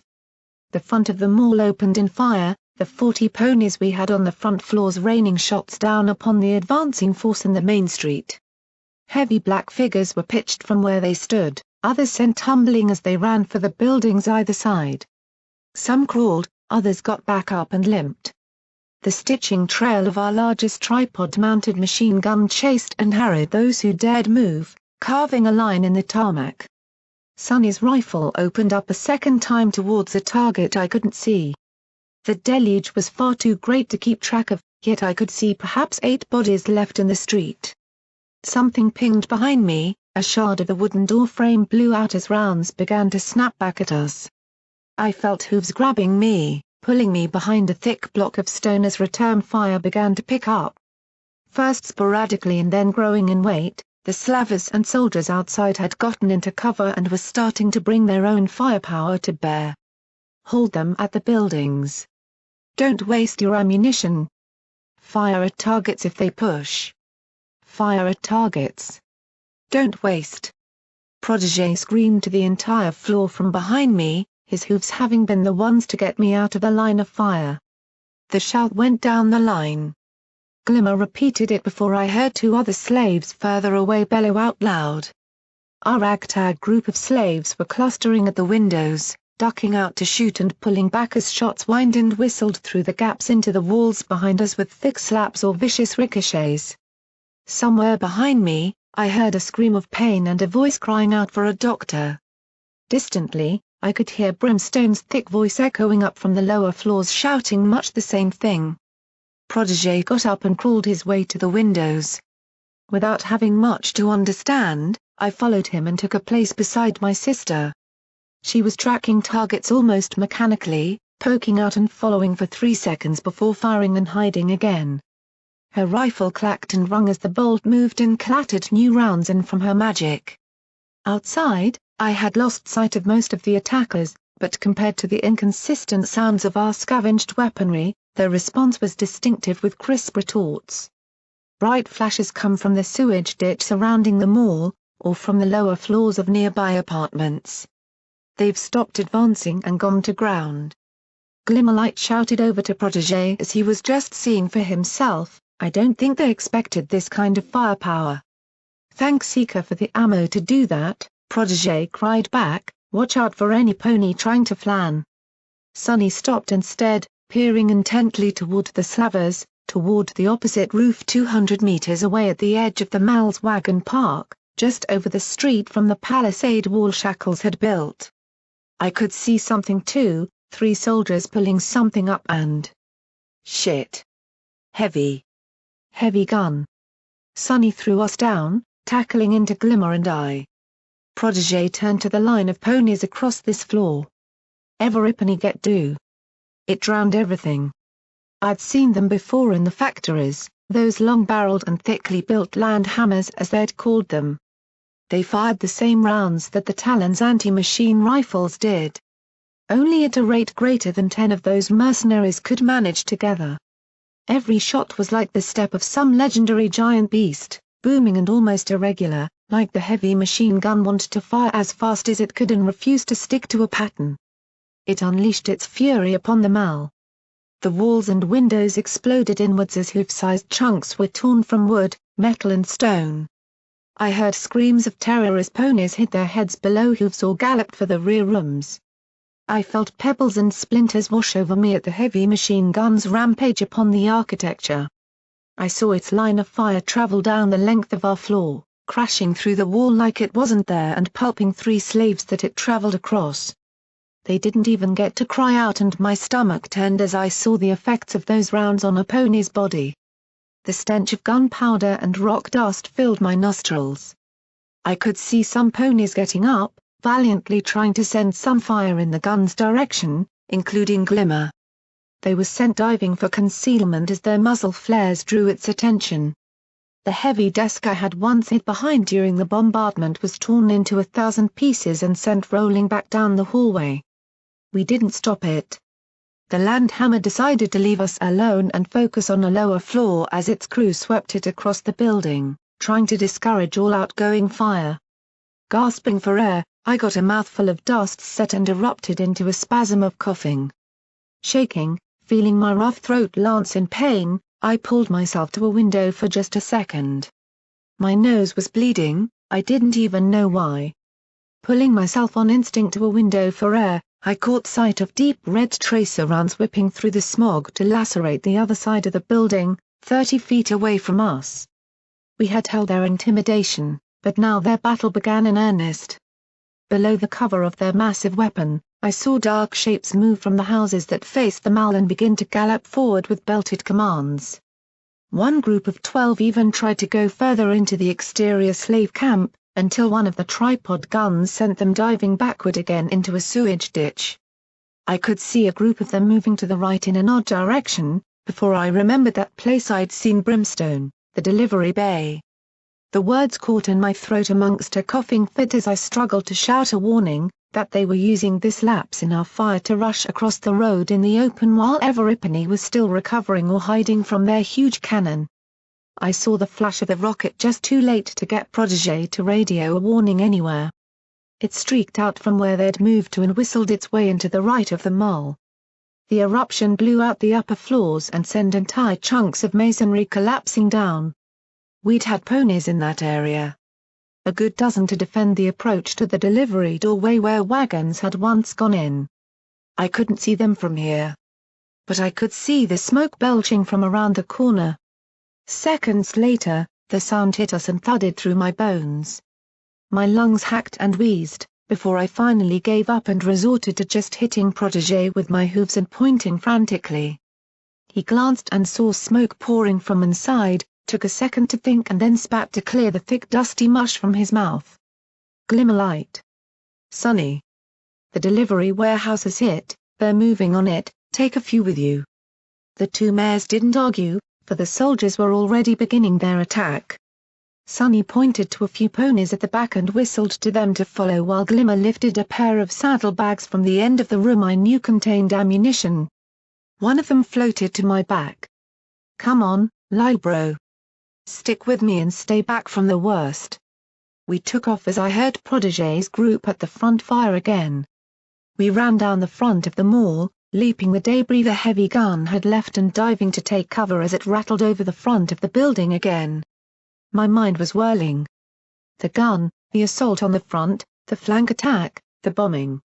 All so much. I passed ponies lying motionless at their posts, trying not to look at the massive sucking wounds. I sprinted and jumped over a fallen floor panel as the huge round stitched in behind us and tore the old notice boards on the rear wall in half. My vision tunneled, pulling me along that corridor amongst whizzing rounds and keeping my head as low as I could. I didn't know how I was still alive. I didn't know why my limbs were still moving to keep me trying. Everything was focused on that feeling of movement means life. Those we passed were involving in snap shooting with our foes at the palisade 100 meters away, or with those still in the buildings beyond that.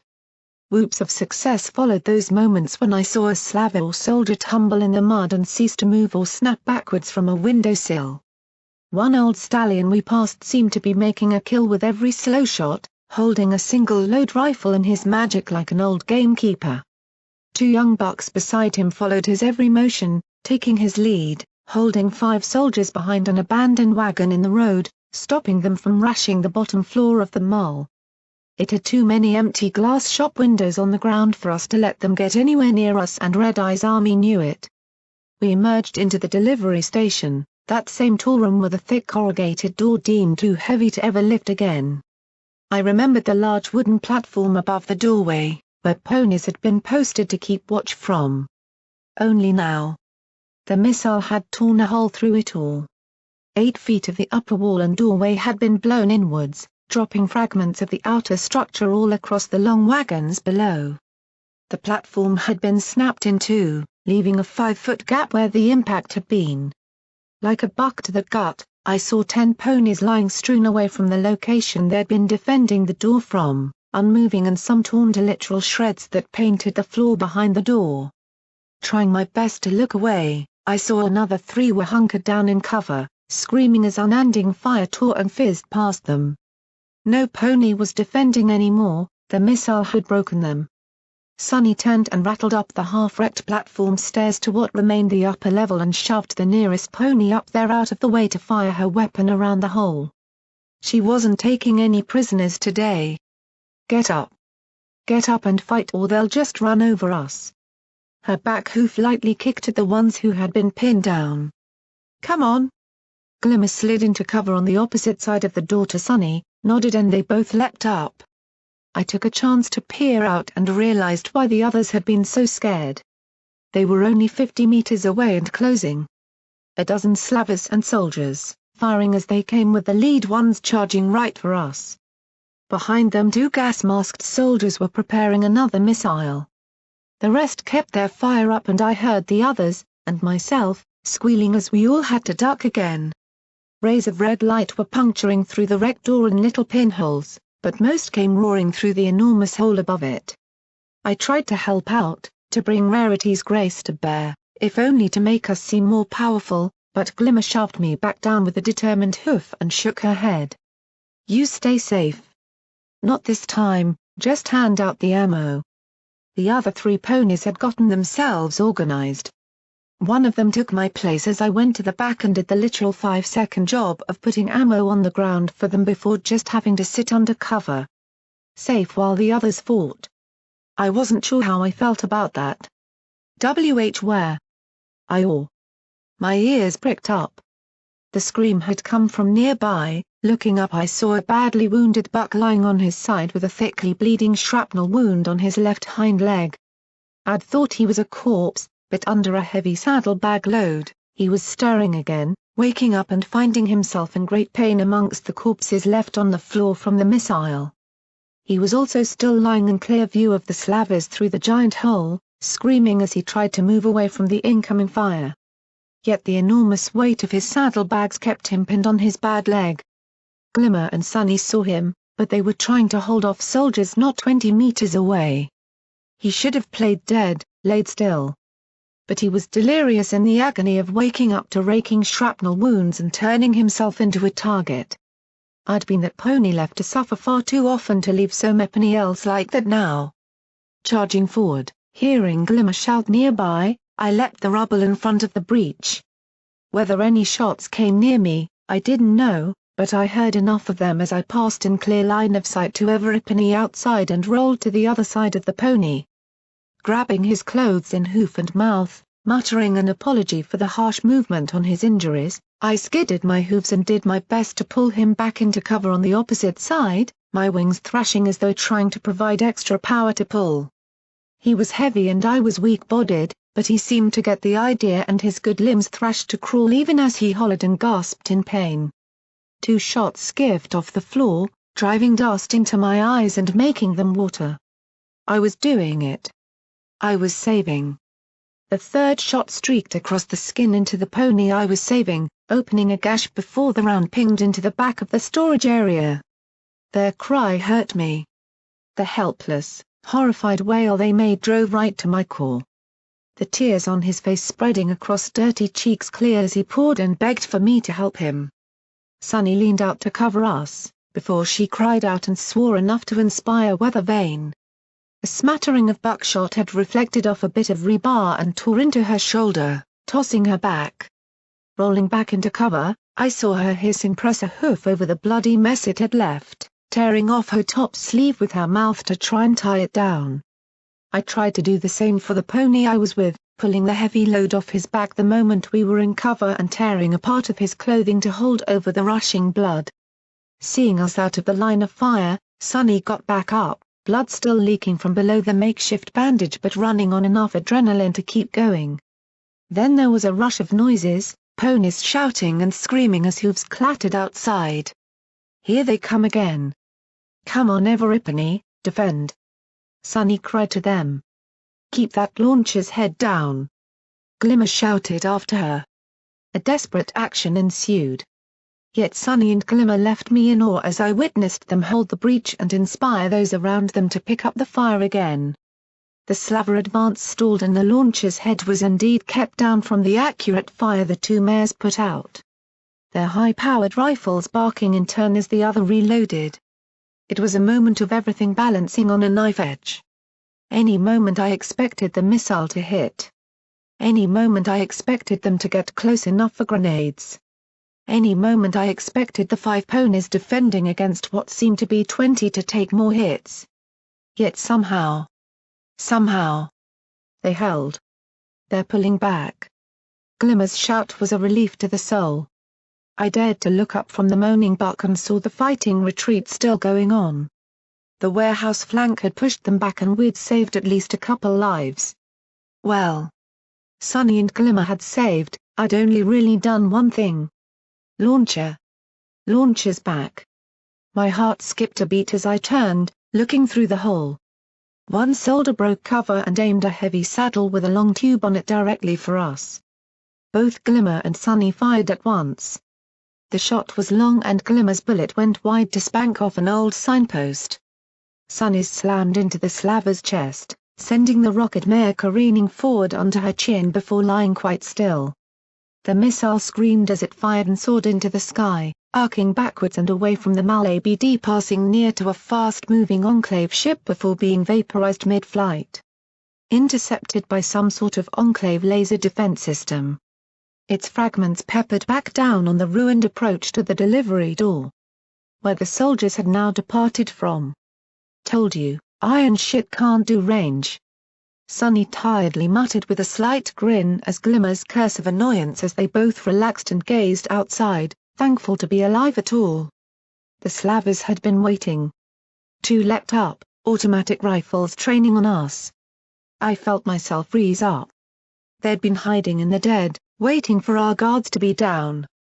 Sunny swore and fought with her rifle, trying to get the heavy action to chamber the next round, but I heard an unhealthy crunch of metal and something amounting to fucking dust. Glimmer's bolt flew back and forth like a smoothly oiled and machine-driven piston in her magic as she turned the barrel, nailed the first one in the shoulder, reloaded with a clean motion, and then shot the second one across the chin. The slaver fell just as Sunny got her rifle back on target. Told you, civvy rifles can't do war. Glimmer winked back at the rather infuriated-looking hunter, before sitting down with her back to the wall, rifle laid across her hind legs, and seemed to finally take a breath. Later, 5 more ponies arrived after we sent one more back to fetch more help. The warehouse was better defended now, but it seemed we'd be staying here to ensure it. 2 nurses came down to treat at the scene, including the one I'd once had catch me trying to take Rad Purge. She was injured herself, but ignored the burn on her cheek to help others, her cleaner hooves standing out from the rest of her soot-covered body as she worked on Sunny's shoulder. The ones hit by the rocket hadn't made it. The only survivor had been the one I pulled away, who now was holding my hoof and professing a lifetime of thanks after the med-yes, had put his mood above the pain of his torn body, yet he seemed eager, trying painfully to move until the nurse had to hold him down. "What were you even carrying in that load?" Glimmer asked him. "What's the hurry?" "Ammo. I have to go.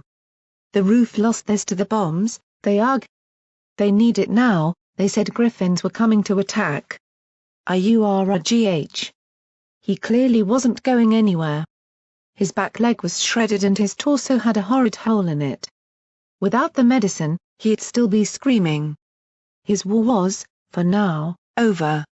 Only a trip to the aid station remained. His fate was in others' hooves.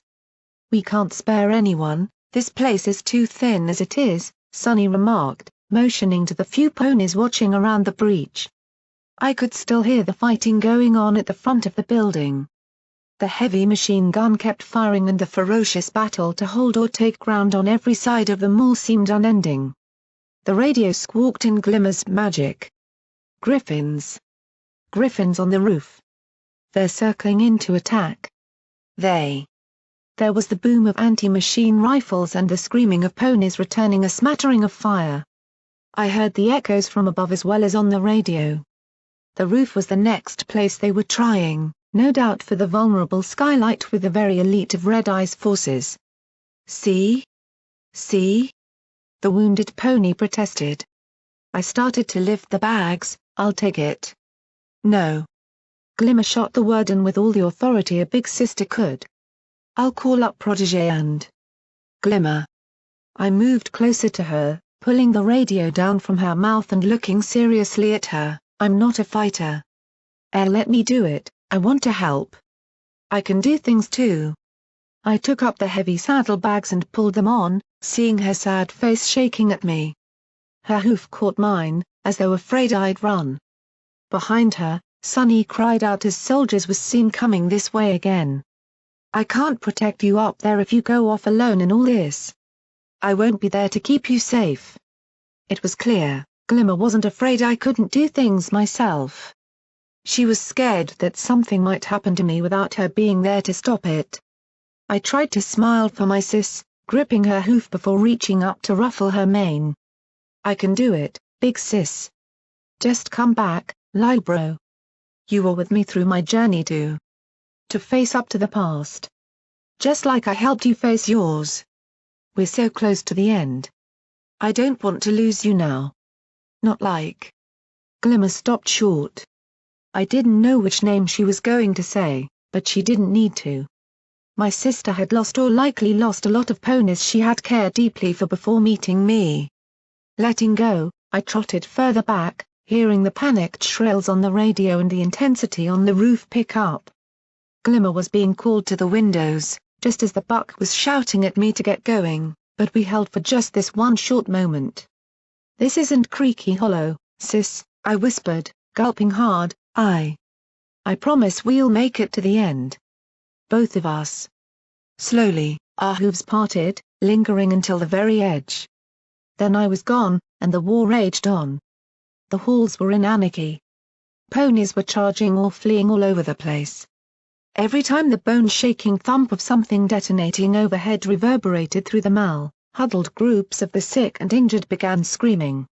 I scurried around stamping hooves and steered clear of hallways that led to the outer walls. Gunfire occasionally came raking down them through the exterior windows along with the rushing wind driven up by the battle. In an effort to not get trampled, I took a route through the main shop outlets, rushing around the fountain. A sudden whine of engines made me look up.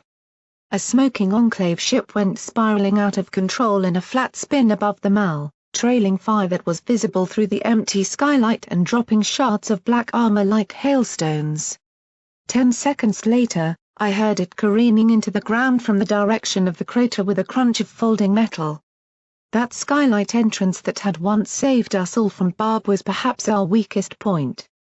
Protégé had set List Seeker to its defense, trusting the dedicated overseer to do it right. Many of his workers looked to Seeker for leadership and now stuck with him even in the most dangerous zone up top. Trusting his authority now he had broken from Stern. Indeed, many of them treated him with enormous love and respect. Climbing the stairs, feeling my lungs begin to sag and wheeze at the numerous levels from the ground floor upwards. I limped and staggered my distinctly unheroic way to the roof access to find it blast-scored and charred black. The door was completely gone. Lacking any pony to meet, I took what little breath I could and pressed on outside to make the delivery. The smog of Fillydelphia rushed in to meet me before I even got there, choking and black, clinging to my throat. The air outside smelled burnt, filled with lingering energy from the enormous magical weapons the Enclave was using. Not a few feet outside, I found myself stunned into staring at the warfare around us.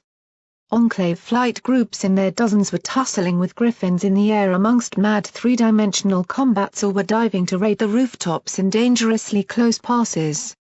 Geysers of flame erupted into the sky from entire factories crumbling on the skyline, their roars lost under the rumble of weapons fire, so much that it combined into an eerie and unending howl. In the distance, off the back end of the mall, I could see inside the crater where the Enclave ship had gone down, carving a great wound into the earth. Small flashes of light stabbed outwards from it. The survivors skirmishing in the radioactive hole against those looking to plunder it. From the highest clouds to the lowest craters, Fillydelphia and the Enclave were mauling each other to pieces. Looking to my left, away from the edge and onto the roof proper, I finally located those defending the skylight. There were about 15 left, with 3 of them clearly out of the fight and nursing heavy wounds behind the huge rooftop pipes. I felt a pang of hurt as I saw the prone bodies of at least 5 more on the ground, stripped of equipment to keep the others going.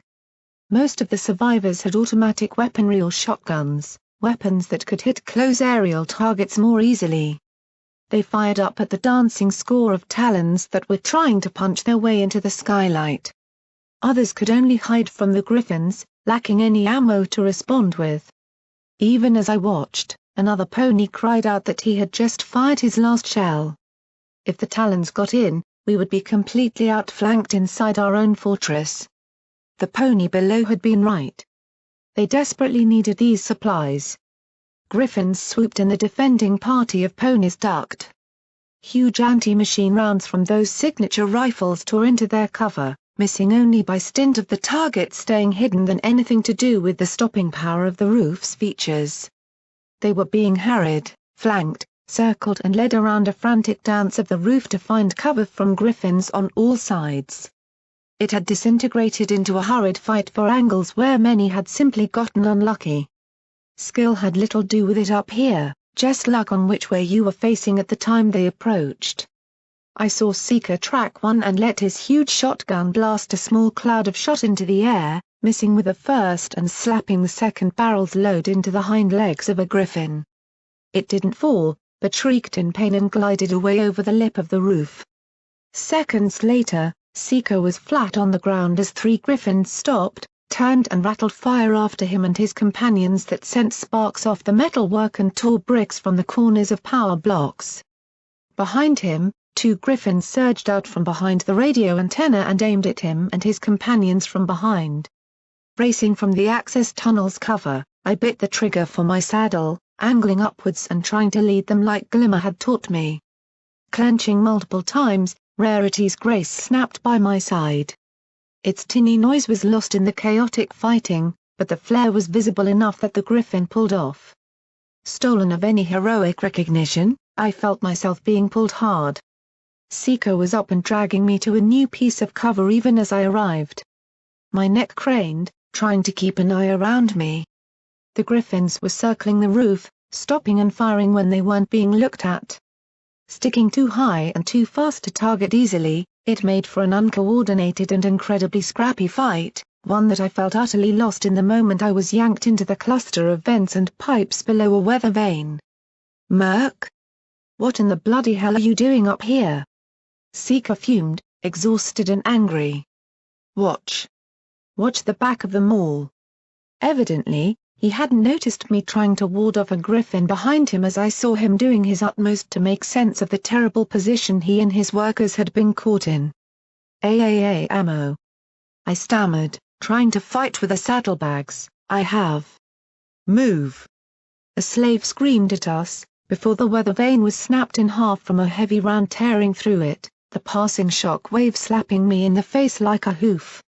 Desperate, I dropped and crawled, moving underneath the ventilation ducts that were held up on thin metal legs. Shots slapped into the ground near me, some sharp-eyed mercenary having spotted me going under. Frantically I crawled and whined as I went as shots tore through the vent above me. Seeker and his slaves rushed to the front end of the mall at a sprint as they leapt and climbed the obstacles under fire, trying to get away from the chattering shots chasing and worrying them across the surface before turning and returning the favor. My route was slower, staying hidden in the shadows of the vents as I sneaked across the gravelly rooftop and pushed off the saddlebags to the ponies before the griffins returned, trying to ignore the enormous blasts of flak cannons and energy blasts arcing worryingly close to the mall. Then I had to take a moment to wipe my eyes with terribly shaking hooves before shrieking as lightning struck a rod on a taller building across the street, the clouds reacting in strange ways to the sheer number of skyships pushing their bulk through them with enormous barrels pointed downward. Everything felt so vulnerable up here. "Truly you are a divine intervention, little Merc." Seeker said it without a laugh as he started tossing the magazines, clips and shell packets to his workers.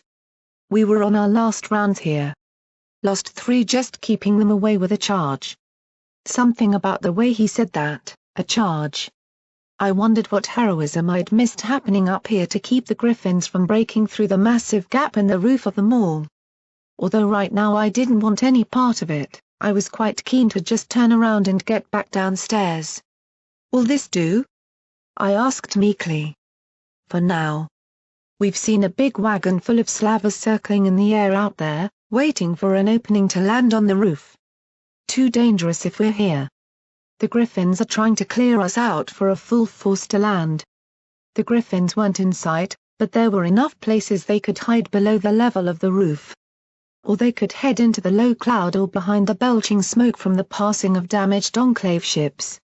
Dear goddesses, I was shaking. I'd never felt adrenaline like this up here. There were literal miles of blasts, shots and fighting going on, and I was in the center of the city involved, on a rooftop, dodging a dozen or more Griffins. I could taste metal in my mouth and I felt slick with sweat. Oddly, I felt an insane pang of hunger in the middle of it, as my body fought to understand the million different things its senses were telling it. The slaves got rearmed and repositioned to cover all sides, trying the best they could to guard each other's backs. Yet before anything occurred, we heard a Griffin shriek in agony. Behind us, up on top of the mall's long dead and rusting generator housing, a quietly gliding Griffin had come down hard on one of the fiendish spiked edges that had set out to catch them. Slaves who had no care for fighting fair or cleanly. Now the Talon was stuck, crying in pain as his back legs had been impaled on the barbs. His pain didn't last long before 3 slaves put him out of his misery. The sight took a lot of the good feelings out of a small victory, as the bodies slumped and hung upside down from the hooks. That was no way to die. The other 11 Griffins seemed to agree, as they soared up from either side to avenge their brother. Filled with a need for revenge at the hanging side of their kind, they swooped, aiming for a close-in battle with Talon and Hoof. I could see the fury in their eyes and heard Seeker screaming for Everipany to turn this way and reorient to face the charge. The Griffins never made it.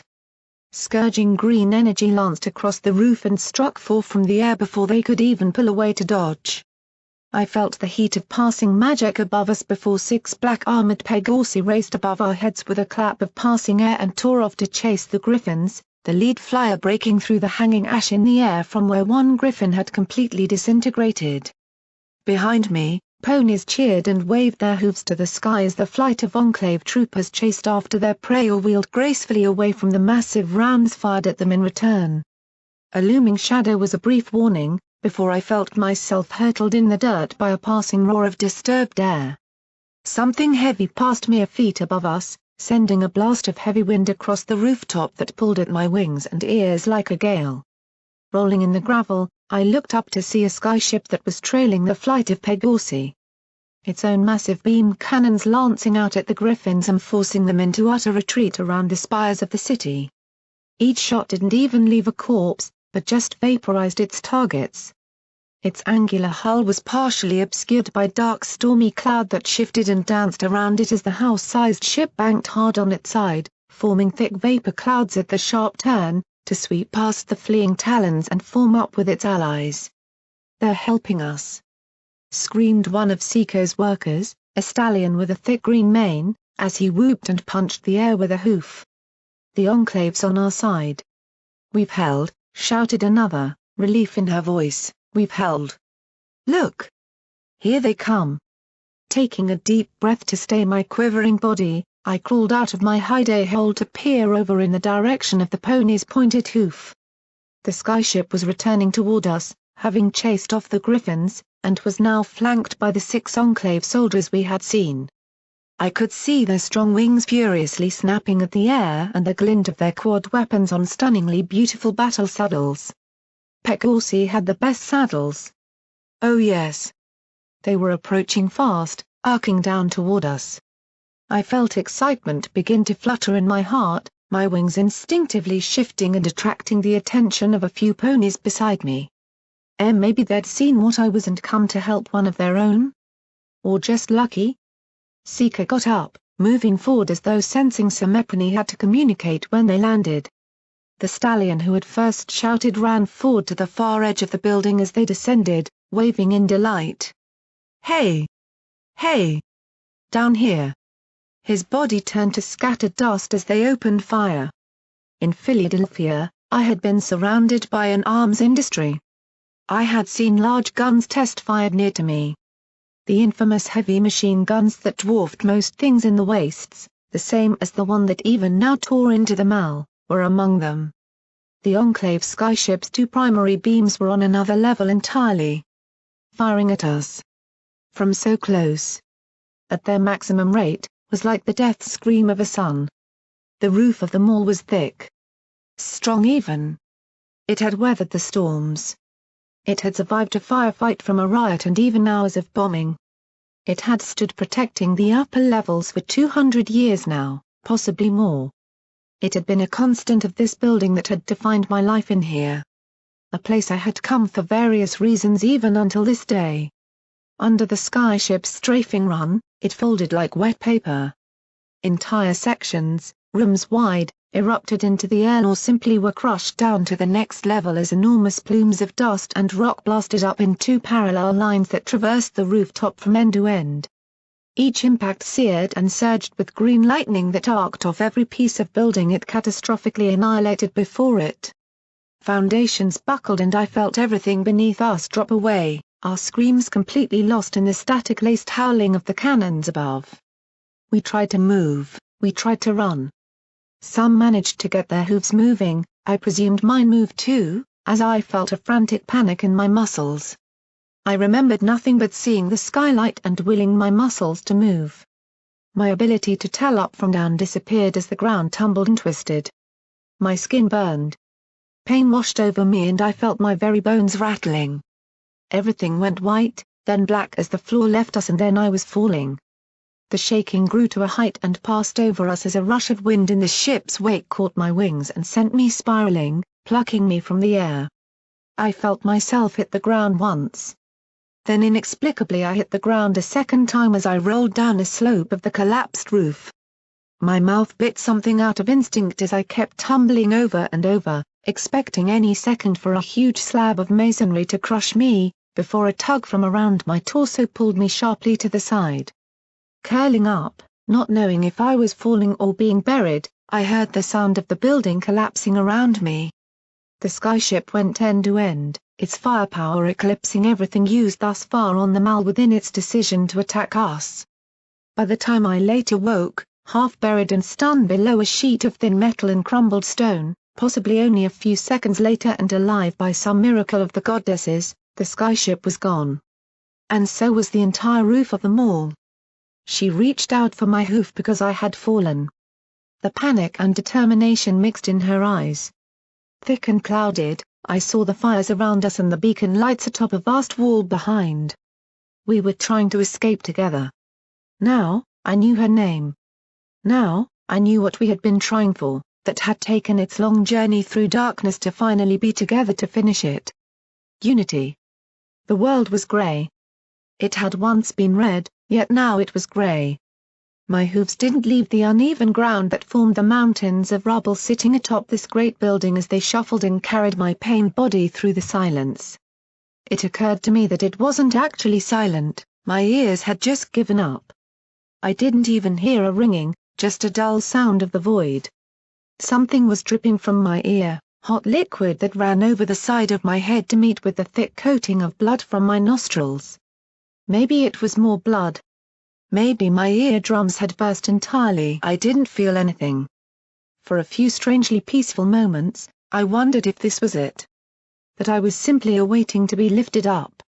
Just like how I had told Brimstone before his pit fights, reminding myself as much as he about death. It was a peaceful moment, followed by one of the goddesses coming to find you and take you to the next place. A place to find and reunite with others and to tell the sun and moon of your life. No. No, my mother, who had told me all this, had said the pain would fade, not grow. The pain did grow, until I stumbled and fell, feeling my very core filled with lancing agony, as though I had been lifted and shaken until torn up inside by a giant.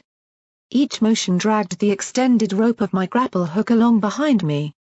I still couldn't see anything up here but grey and rocks followed by the spikes of metal rebar and the feeling of hot winds. The enormous quantities of thick dusted clouds lying across the top of them all began to fade and my sight returned to the ruin of our holdout. I was atop it still, having fallen to the top floor when the roof cracked and sundered below us all. That fall, that motion toward the skylight and choosing to fall instead of be struck by the weapon, was all that had saved my life. My grapple had caught me, pulling me to the side to evade the avalanche of wreckage that now filled the area below the skylight. As the heavy dust cleared, I saw that the entire top was now a disheveled mess with some areas of the roof still at its normal height, but most now crashed down onto what used to be the top floors. Floor. Like a massive ruin atop an intact structure with no rhyme or reason, I found myself in a vertical maze of shattered stone. Dull-colored ponies staggered and limped amongst the still-standing walls. They were all the same, colored like the rocks surrounding us. I sat among them and felt myself silently retch as my body tried to flush the adrenaline spike of coming within a whisker of death. The shock lay in so thick that I barely even paid attention to the sounds returning around me until I felt the hoof on my shoulder. "Little Murk, you must move. They are coming." Seeker's rapidly failing throat rasped at me as he shook me up. He was watching across the new landscape of the roof. Dull thuds became sharp noises again. My ears ached as they were forced to do their job again and began to pick up the whiz bang of energy weapons above me and the raging barks of the Mal's assault through the floors beneath us. Haunting voices drifted from the distance, both of fear and hatred. Clave? I found my throat bone dry with dust, dry heaving after daring to try and use it. No. The slavers. Come on. He turned away, waving his hoof at the others. I could see more clearly now, amongst the ruins of the roof, beneath the sky, there were sky wagons descending. The slavers had seen the Enclave do their work for them and now they were assaulting the area that had been blasted open. Griffin-pulled transport chariots led them. There must have been a good 20 slavers. And I only say maybe a few ponies left here, including me, and only 2 held their weapons. Seeker dragged me to my hooves, before shaking or even slapping other disoriented ponies to get them up too. The first shots lanced down at us before any pony could think about what to do. Heavy rounds got lost among the chaos of the rubble, but their sounds were more than enough warning. The first wagon was veering around to land at the far side before slavers leapt off and started to prowl the unstable upper levels for a way down, moving this way. "We can't fight that. Shit, we're lost," Seeker growled and raised his weapon to unleash 2 booming volleys of buckshot between now smashed supporting pillars. "Move! Move!" More shots whined in. Seeker didn't budge, instead waving a hoof frantically at those trying to escape. The radio on his saddle bled and screamed. I heard Protégé's voice through it. "Seeker. If you're still alive, we've got ponies moving up to try and give you something to fall back to, but we cannot push up to you if there's an assault. Get the hell out of there." The workers were doing their best. Of the 5 remaining around Seeker and I, 3 could still gallop and headed past us to start the undignified climb down to some part of the top floor that still stood and could be reached. The access tunnel had ceased to exist.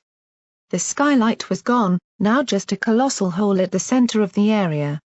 Ponies ran to its sides and tried to lower themselves to the balconies below that were now much closer from the leveling wrath of the skyship, taking perhaps 10 feet of building off the top. The workers were limping, one firing behind themselves with a magically held submachine gun to join Seeker's covering fire. Behind us, Somepony shouted that they had a way down and I heard the scramble of hooves. I rushed to join them. "No." Seeker's hushed voice caught my ears. I turned to see him standing slack-jawed and staring forward. Following his gaze, across the rubble, I could see a purple-haired mare crawling ahead of the slavers that were approaching behind her behind a tumbled wall. The terror on her face was clear as she heard them hunt and track their way past the bodies we had left behind. "Chief, come on!" A stallion behind us, unaware of the situation, screamed at Seeker. He was helping the last buck down before finding himself being thrown the large shotgun that Seeker carried. "Chief?"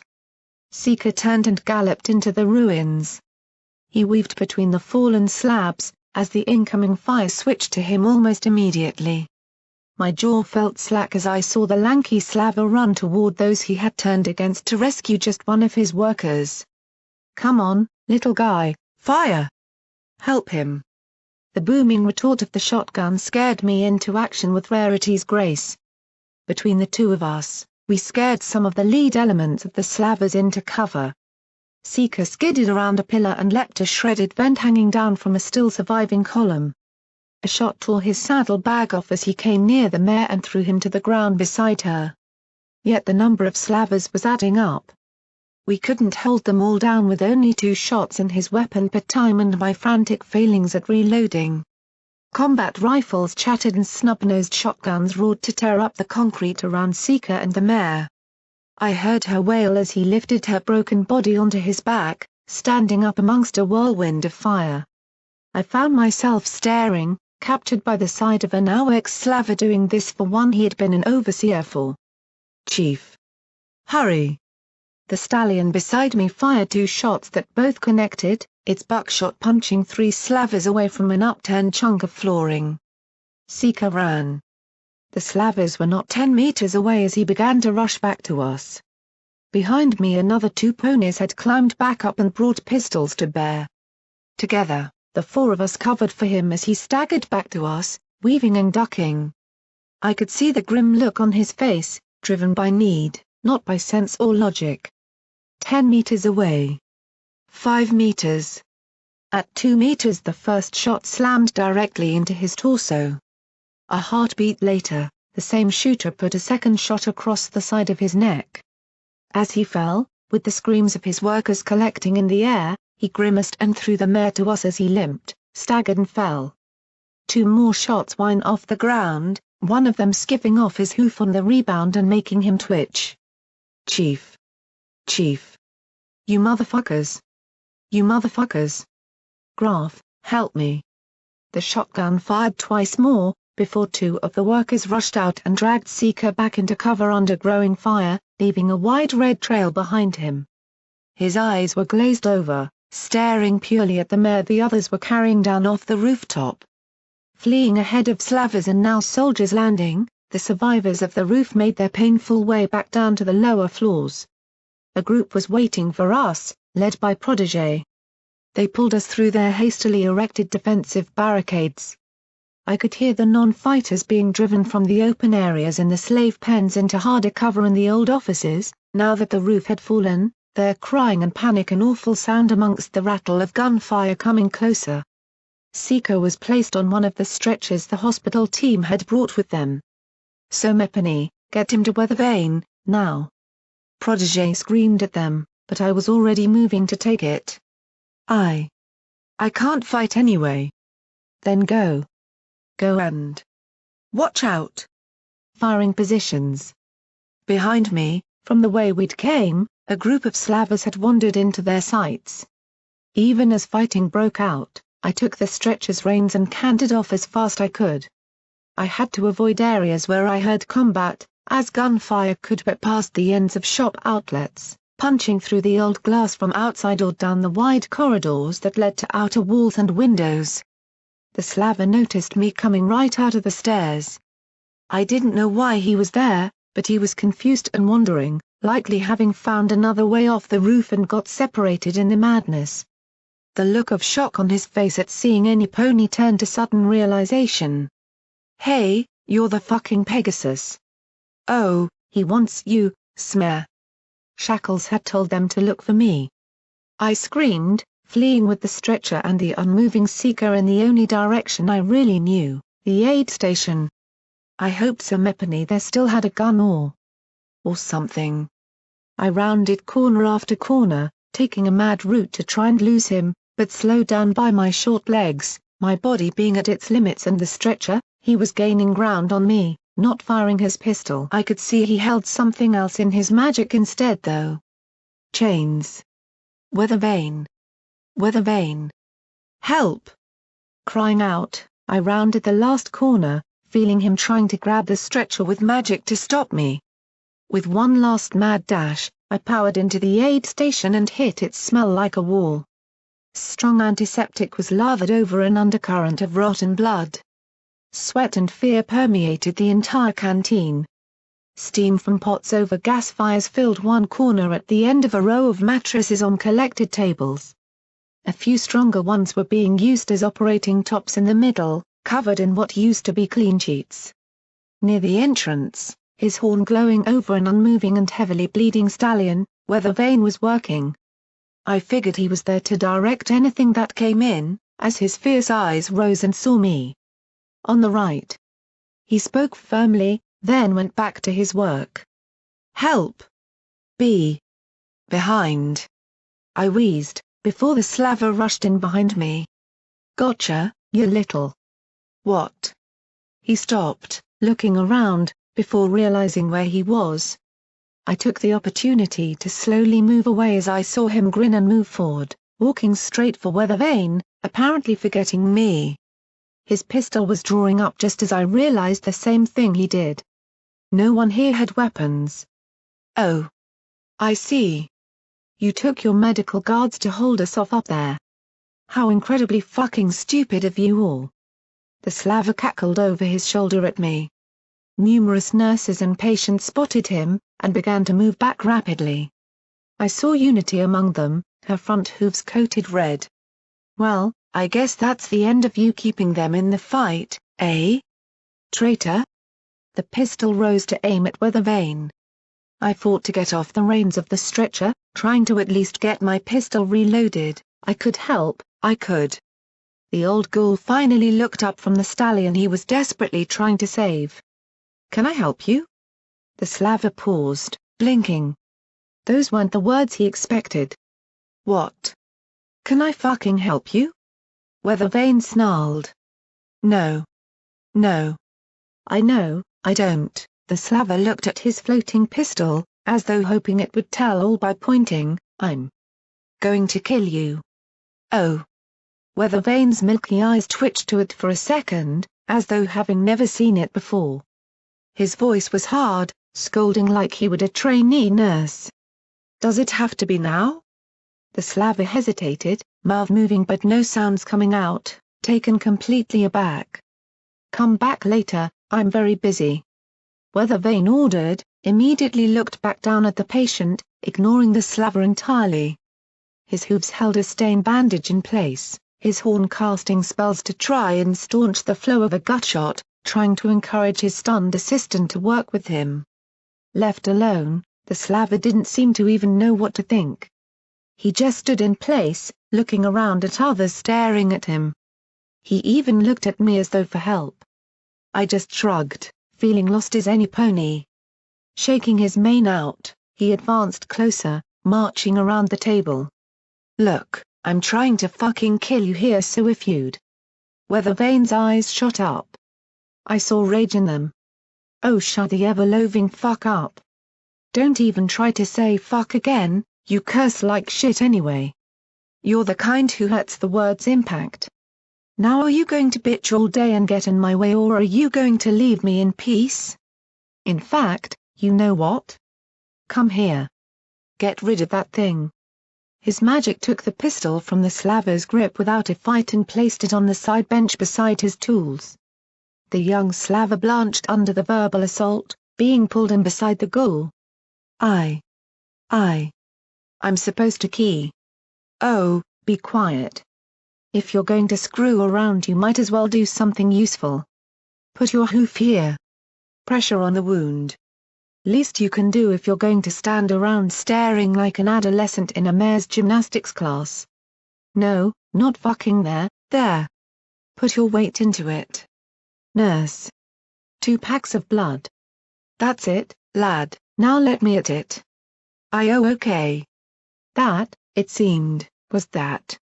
Well, I guess we all make new friends in different ways, right? Said Unity from beside me, having trotted over in the commotion and was now watching the new nurse being directed in his duties. Come on, Let the doctors handle Seeker, let's get you cleaned up. The aid station shook terribly, making the long lights above sway and buckle in their fixtures. The deep throaty rumble of bombing was followed by a wave of groans, and fear passed through those lying prone on beds, sitting on stools or crowded on the floor. I sat at the edge of a table, drawing a few funny looks in the manner in which I settled down. Either that or from my wings splayed out. I felt like I had run a marathon and woken up the next day.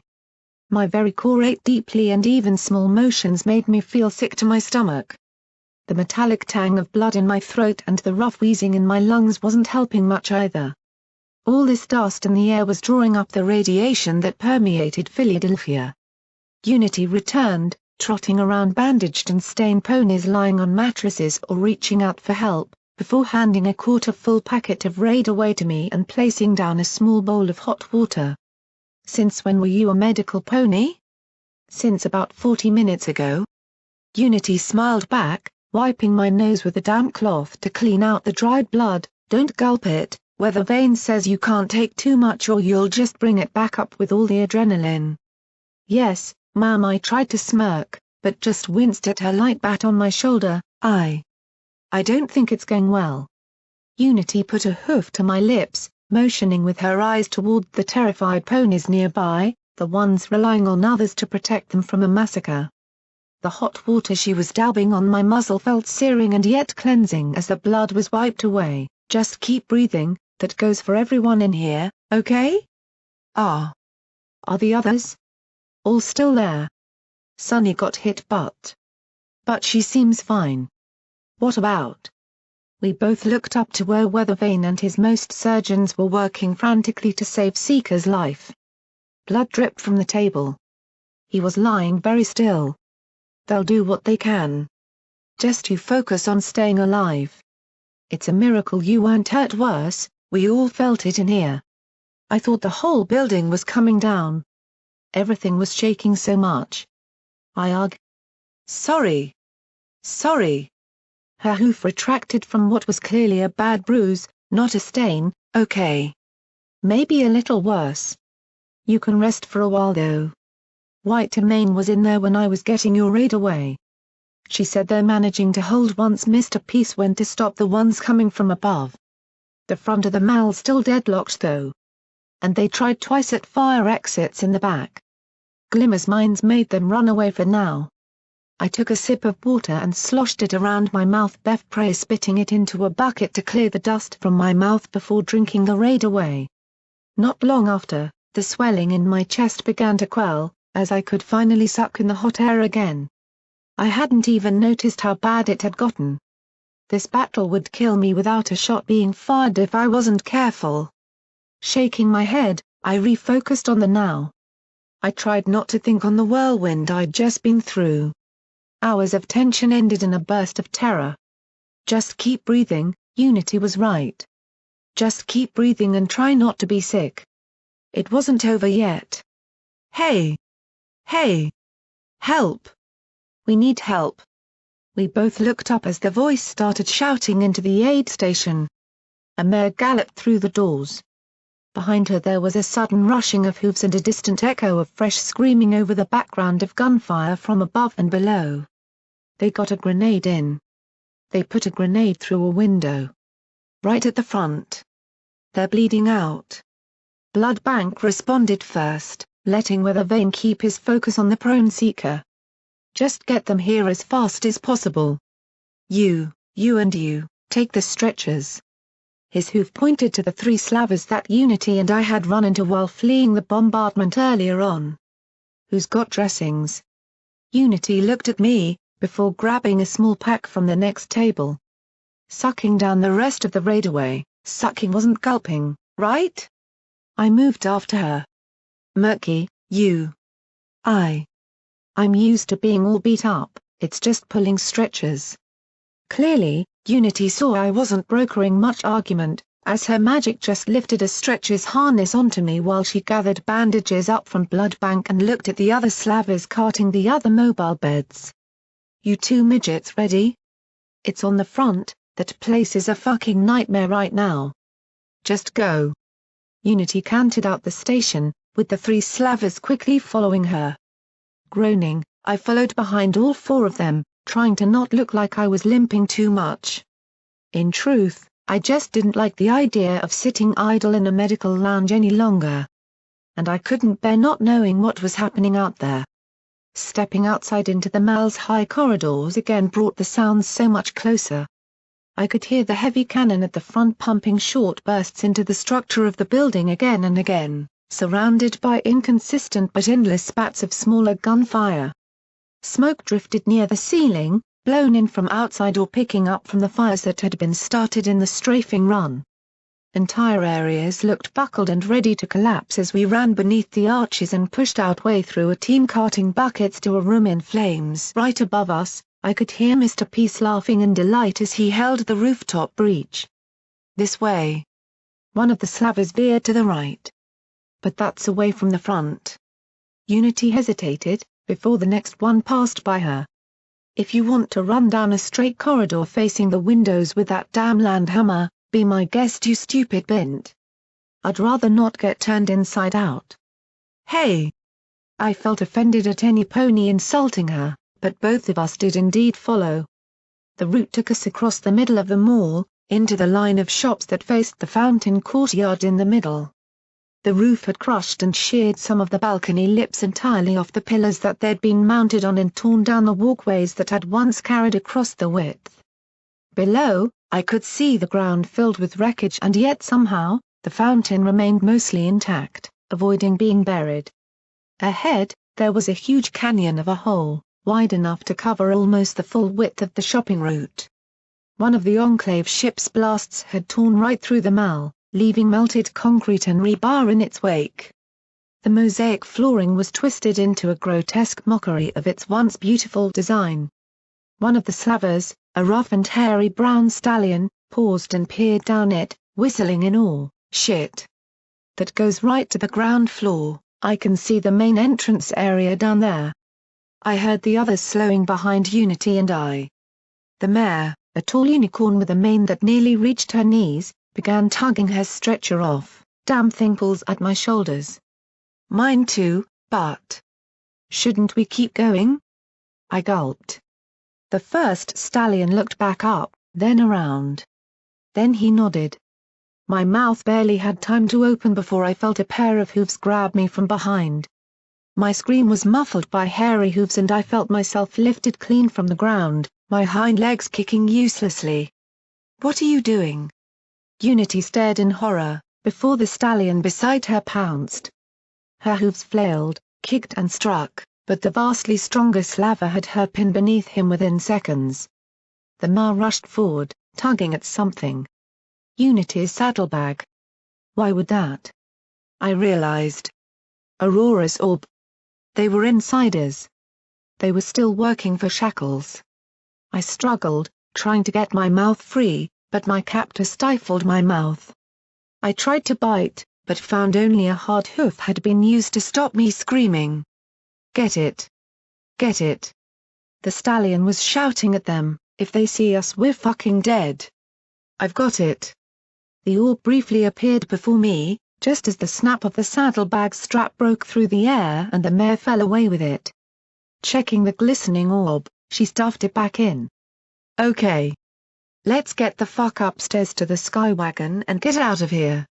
Get those 2 tied up. Oh goddesses, they wanted us to. They wanted to deliver us back to him. How many ponies had he told to look for me?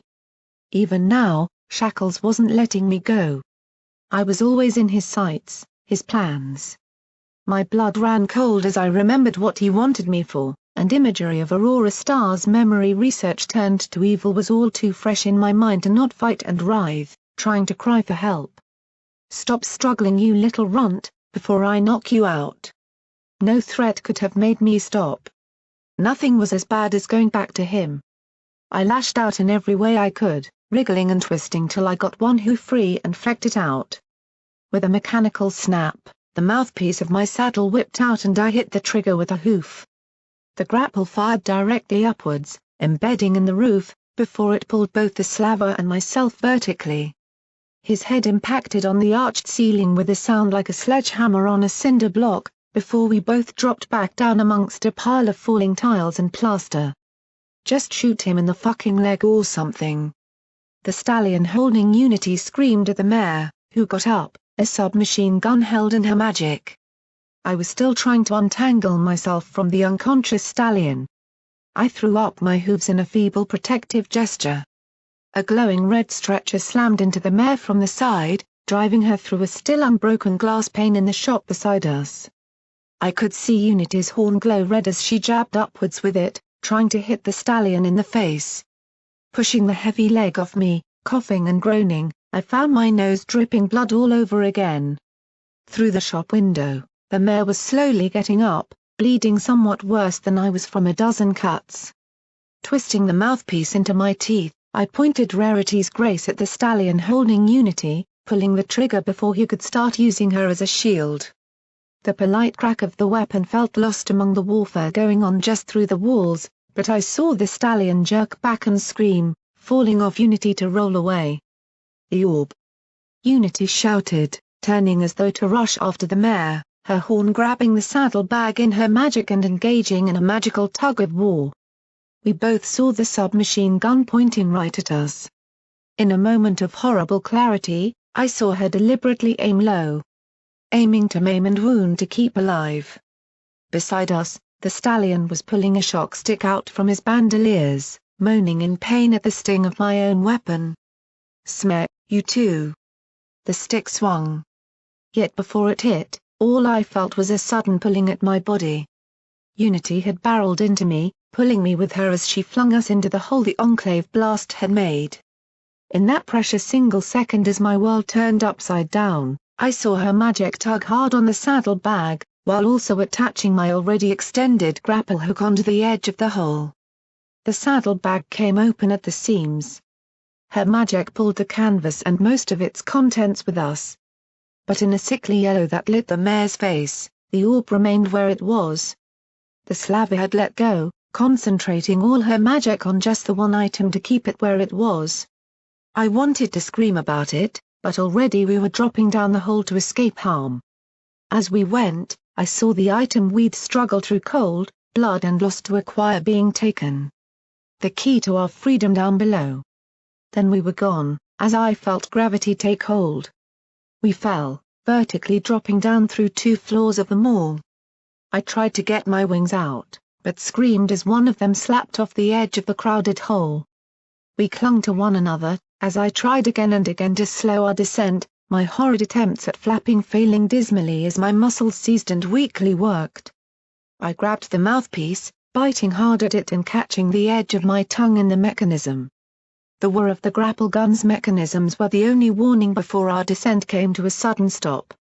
The stop was sudden enough that I choked and let go of the mouthpiece, causing us to fall again with a mutual scream. I saw the ground rushing up before Unity leaned over and bit the mouthpiece herself, arresting our fall mere feet from the cratered stone floor.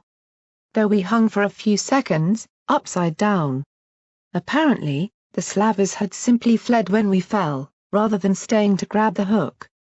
Behind us, I could see the barricade piled up on the main doors to the mall not 10 feet away from us, with ponies looking back in surprise at the pair of little slaves having just fallen from above, clutching one another and hanging from a rope. With a roar of incoming fire, their attentions were taken right back. I could smell smoke coming from adjoining rooms and hear the fury of battle. We'd fallen right into the front line. Orders were being shouted and I could hear Brimstone nearby. There were screams about them getting close trying to be heard over the horrendous barks from heavy weaponry outside. Unity locked the mouthpiece in place and let go of it, letting us down as she started frantically searching the ground, even as bullets pinged off the ceiling and raked down the entranceway to embed in the floor or benches. The orb. Murky, the orb. Pulling the grapple down from above with some degree of shaking it around, I looked down at her. I hated to say the words, but I had seen it with my own eyes. They have it. My body hurt. But seeing that look on her face hurt me more than anything yet today. Seeing her surrounded by the contents of her torn saddlebag and denied the key to our escape. No. No. That was Aurora's. That was mine. Oh, our freedom. Get the word out. We can catch them before they get out. Unity was grabbing everything she could get, trying to hold her torn bag together before pulling herself up, tears in her eyes. I shrieked. A heavy round tore through the barricade and took a hoof-sized chunk out of the floor near us. Pulling both of us toward one of the arches leading to old shop fronts either side of the main entrance, I got a side of the ground level.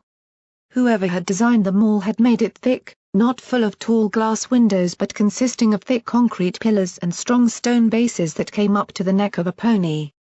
In old times it might have made practical sense for such a thick base to support the building. But now it was providing slaves with good cover to try and hold off any rushes the soldiers made. I could see blasted holes from rockets and grenades that created little breaches in the defense all down it, some still stained in blood. A desperate and bloody fight of the barely equipped against the well-armed. I looked for any pony with a radio. There was no way either of us could catch them.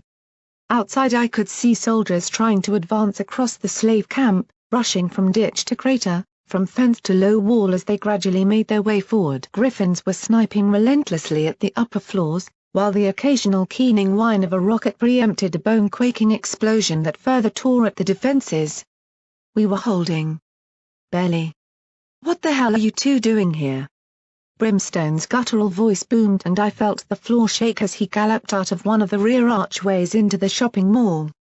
He didn't stop moving, rushing up beside us to act as living cover from the shots pinging over the barricades or punching right through the stone itself. We fell. Brim, they got the orb.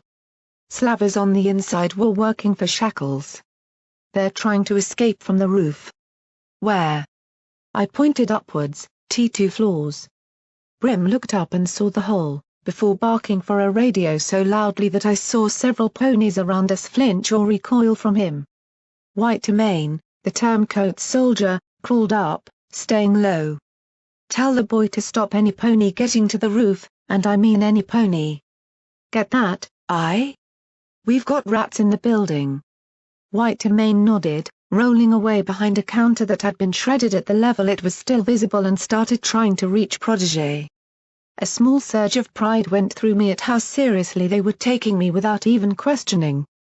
The old warlord looked back at us, pulling us both, quite effortlessly, inside the shop. This can't go on much longer. As soon as we have them pinned down again, you two are getting the hell out of here. You shouldn't be down here. If they get close, you'll get caught up in it all and you two aren't built for a melee. We know. Unity sounded despondent, a feeling I could quite relate to right now. She kept looking back, as though wishing she could run after the orb. Its safety was in Protégé's hooves now. Just stay here. Falling into this. Brimstone muttered to himself, clearly angry that we'd ended up on the absolute front line.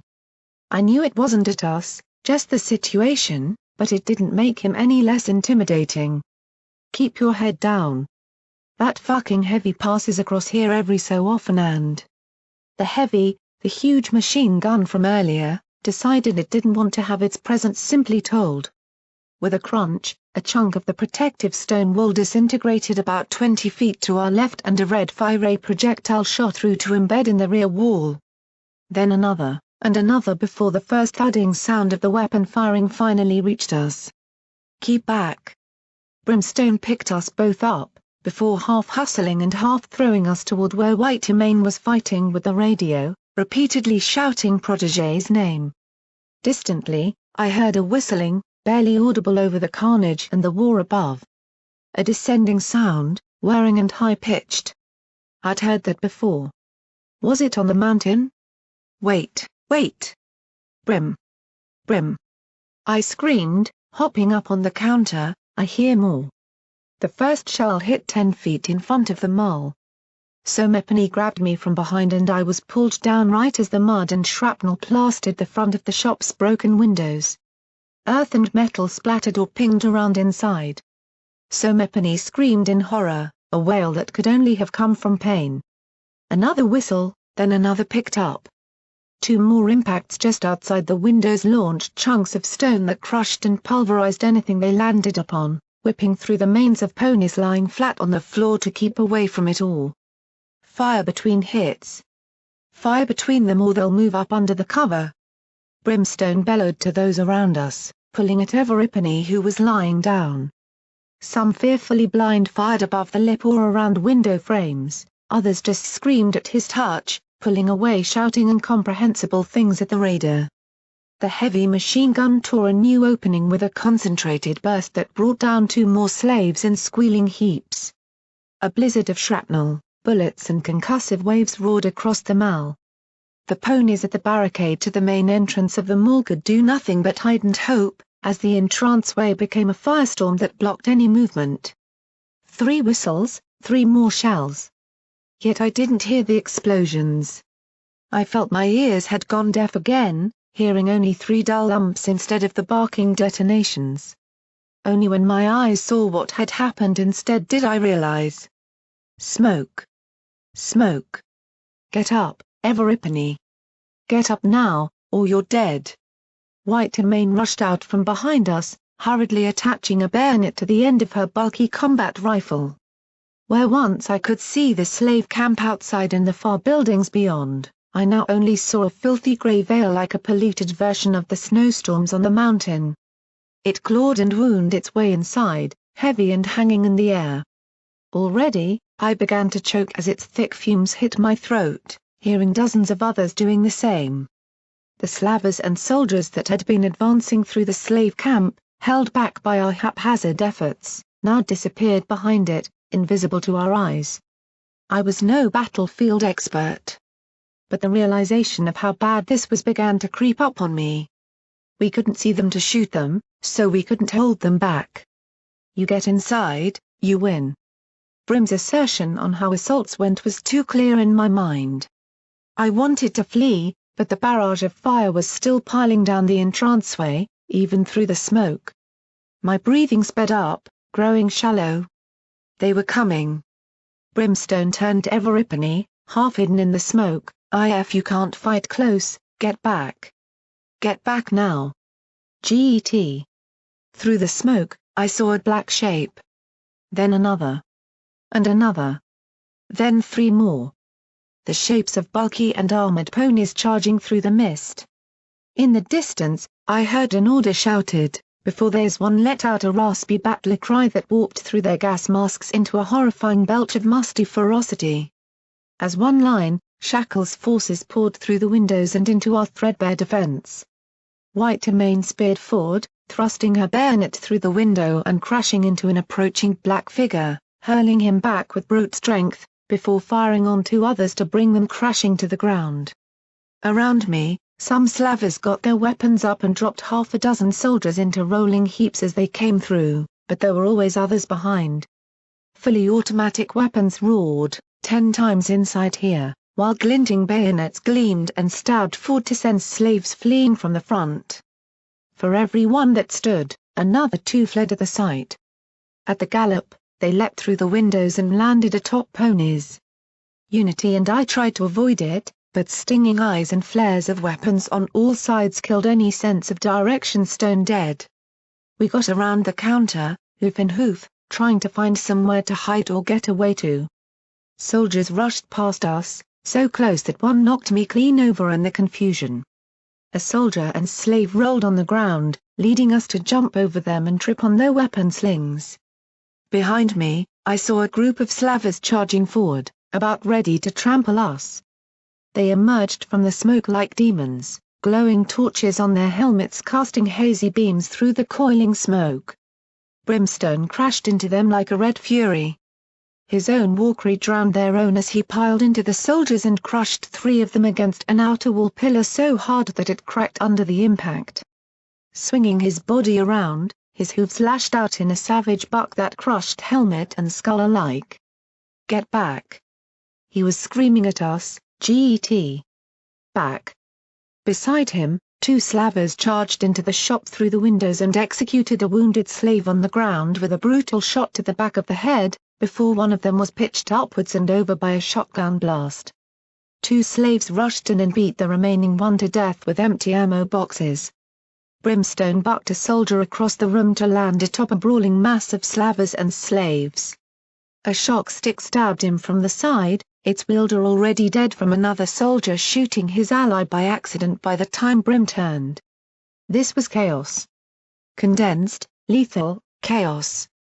Terror gripped my heart so tightly that I was afraid I hurt Unity when I pulled both of us harshly to flee through it.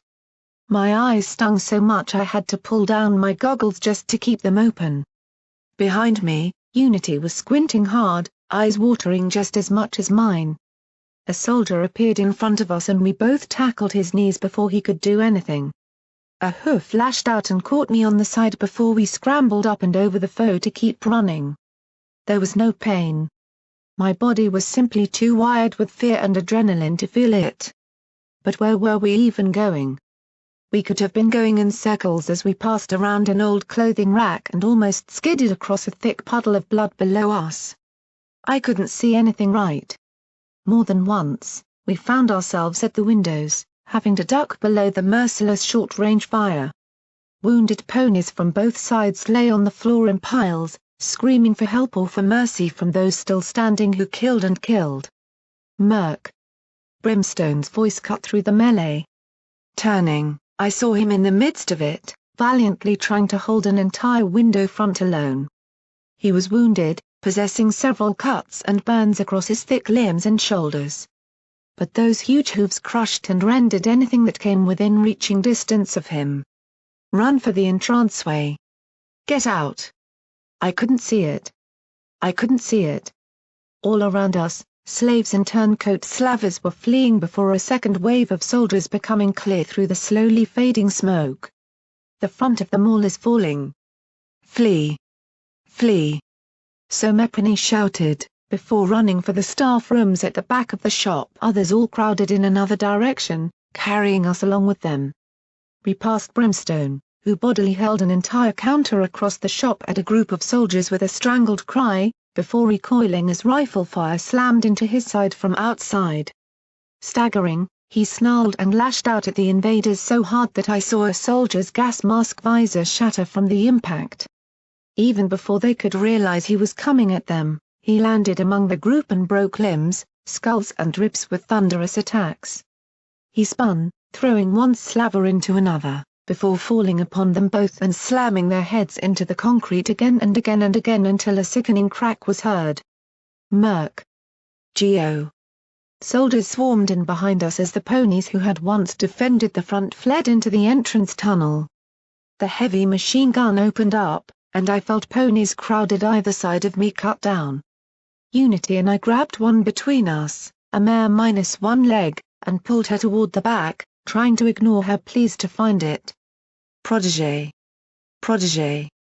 Whitemane was screaming into the radio, the front's falling. I repeat, the front is falling. There was no reply. I could hear the victorious cry from behind us as Brimstone skidded out of the shop and retreated after us, grimacing as he saw the cluster of beaten defenders all fighting to get through the same door. I felt crushed on every side and instead tried to pull Unity and the wounded mare behind an old roadblock. We'd never get out this way. Brimstone dropped down beside me, along with a small group who started putting shots back down the entranceway. On the far barricade, I could see its staunch defenders lying motionless as soldiers began to clamber over it and approach us from a whole new direction. A short-range firefight broke out, as a few tried to hold them off long enough for the majority to retreat inside. Unity took a pistol from the mare and fired blindly above the roadblock, as I got off my shots with Rarity's grace.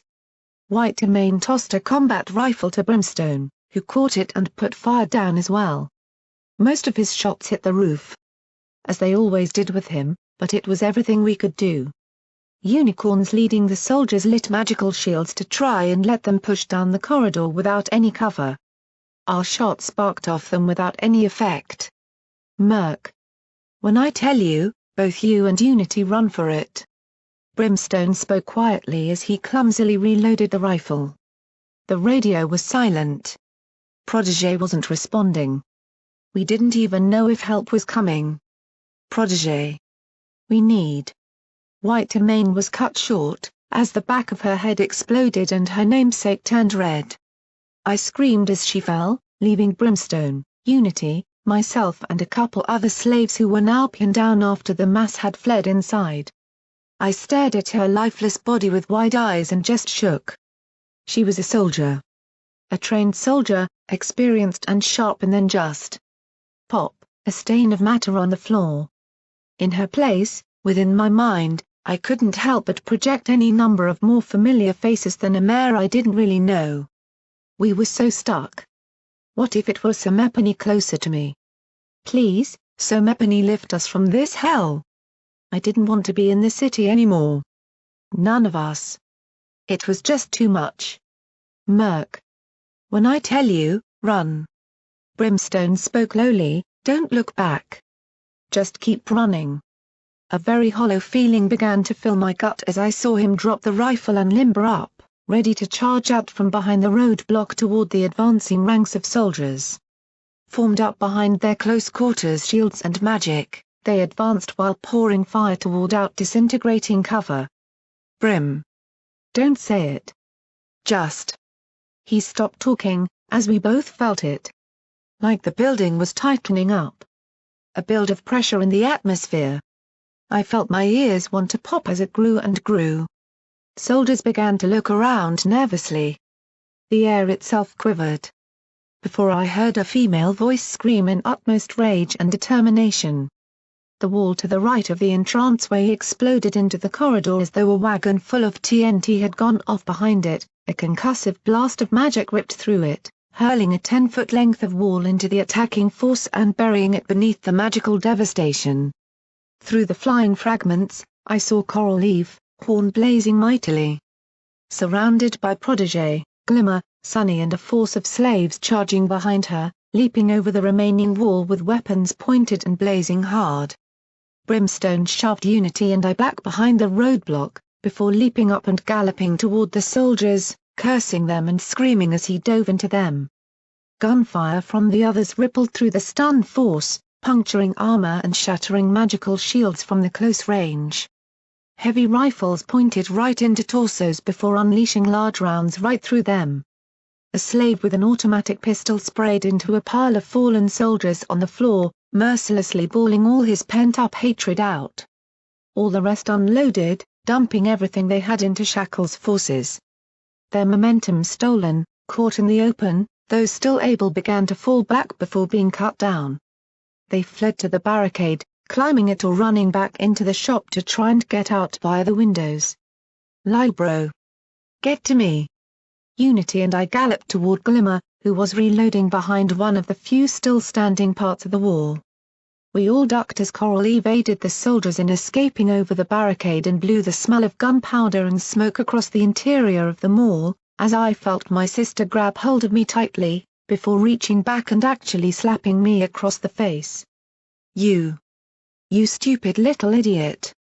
What were you doing down here? You could have been. She just clutched tightly, her magic yanking Unity into the same embrace. I won't have another creaky hollow. I won't be the last one standing again, Murky. I've lost too many friends. I won't lose you. Any of you. The three of us remained there, as behind us, the first attack on the mall was ended. With Mr. Peace and Protégé's group having fought off the attack on the roof, they had rallied to the ground floor as one whole. The soldiers, well trained, had attempted to counter-attack, but with a defiant cry, Mr. Peace had rolled past us to the front. His weaponry put a definite end to the assault. The outcome being a mess of ash piles, torn flesh and one very delighted robot. Filled with renewed courage, those that had fled returned to their positions, flowing past us. Rearmed and bolstered by the sight of fleeing soldiers. I heard Protégé crying out to hold fire, before Peace repeated it for him, only much louder and with a much greater sense of disappointment. Slowly, we filtered after the others to view the remains. The front shop was naught but a charnel house. Ponies were searching it, occasionally howling with loss as they discovered someone they knew or just standing in shock. Bodies lay thick on the floor, some buried beneath others from the brutal close-quarters assault that had taken place in here. Protégé trotted amongst it, a grim look on his face as he witnessed the cost of repelling this assault. Brimstone stood at the window, watching the remains of the soldiers heading out.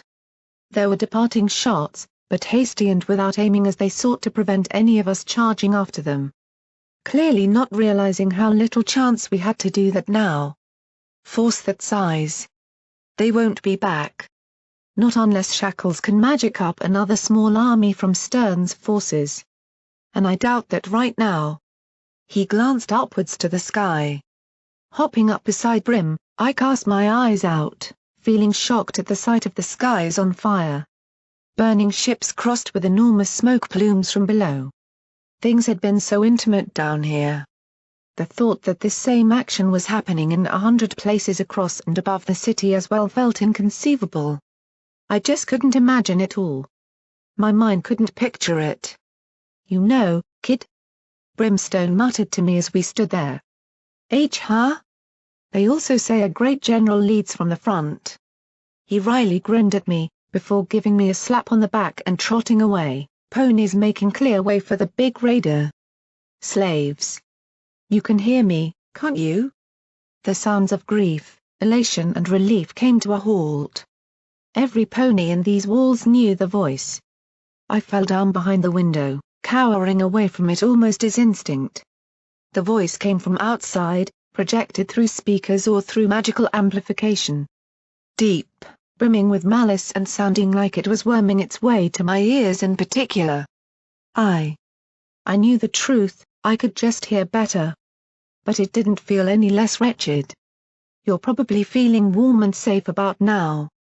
Aren't you? Thinking you have one.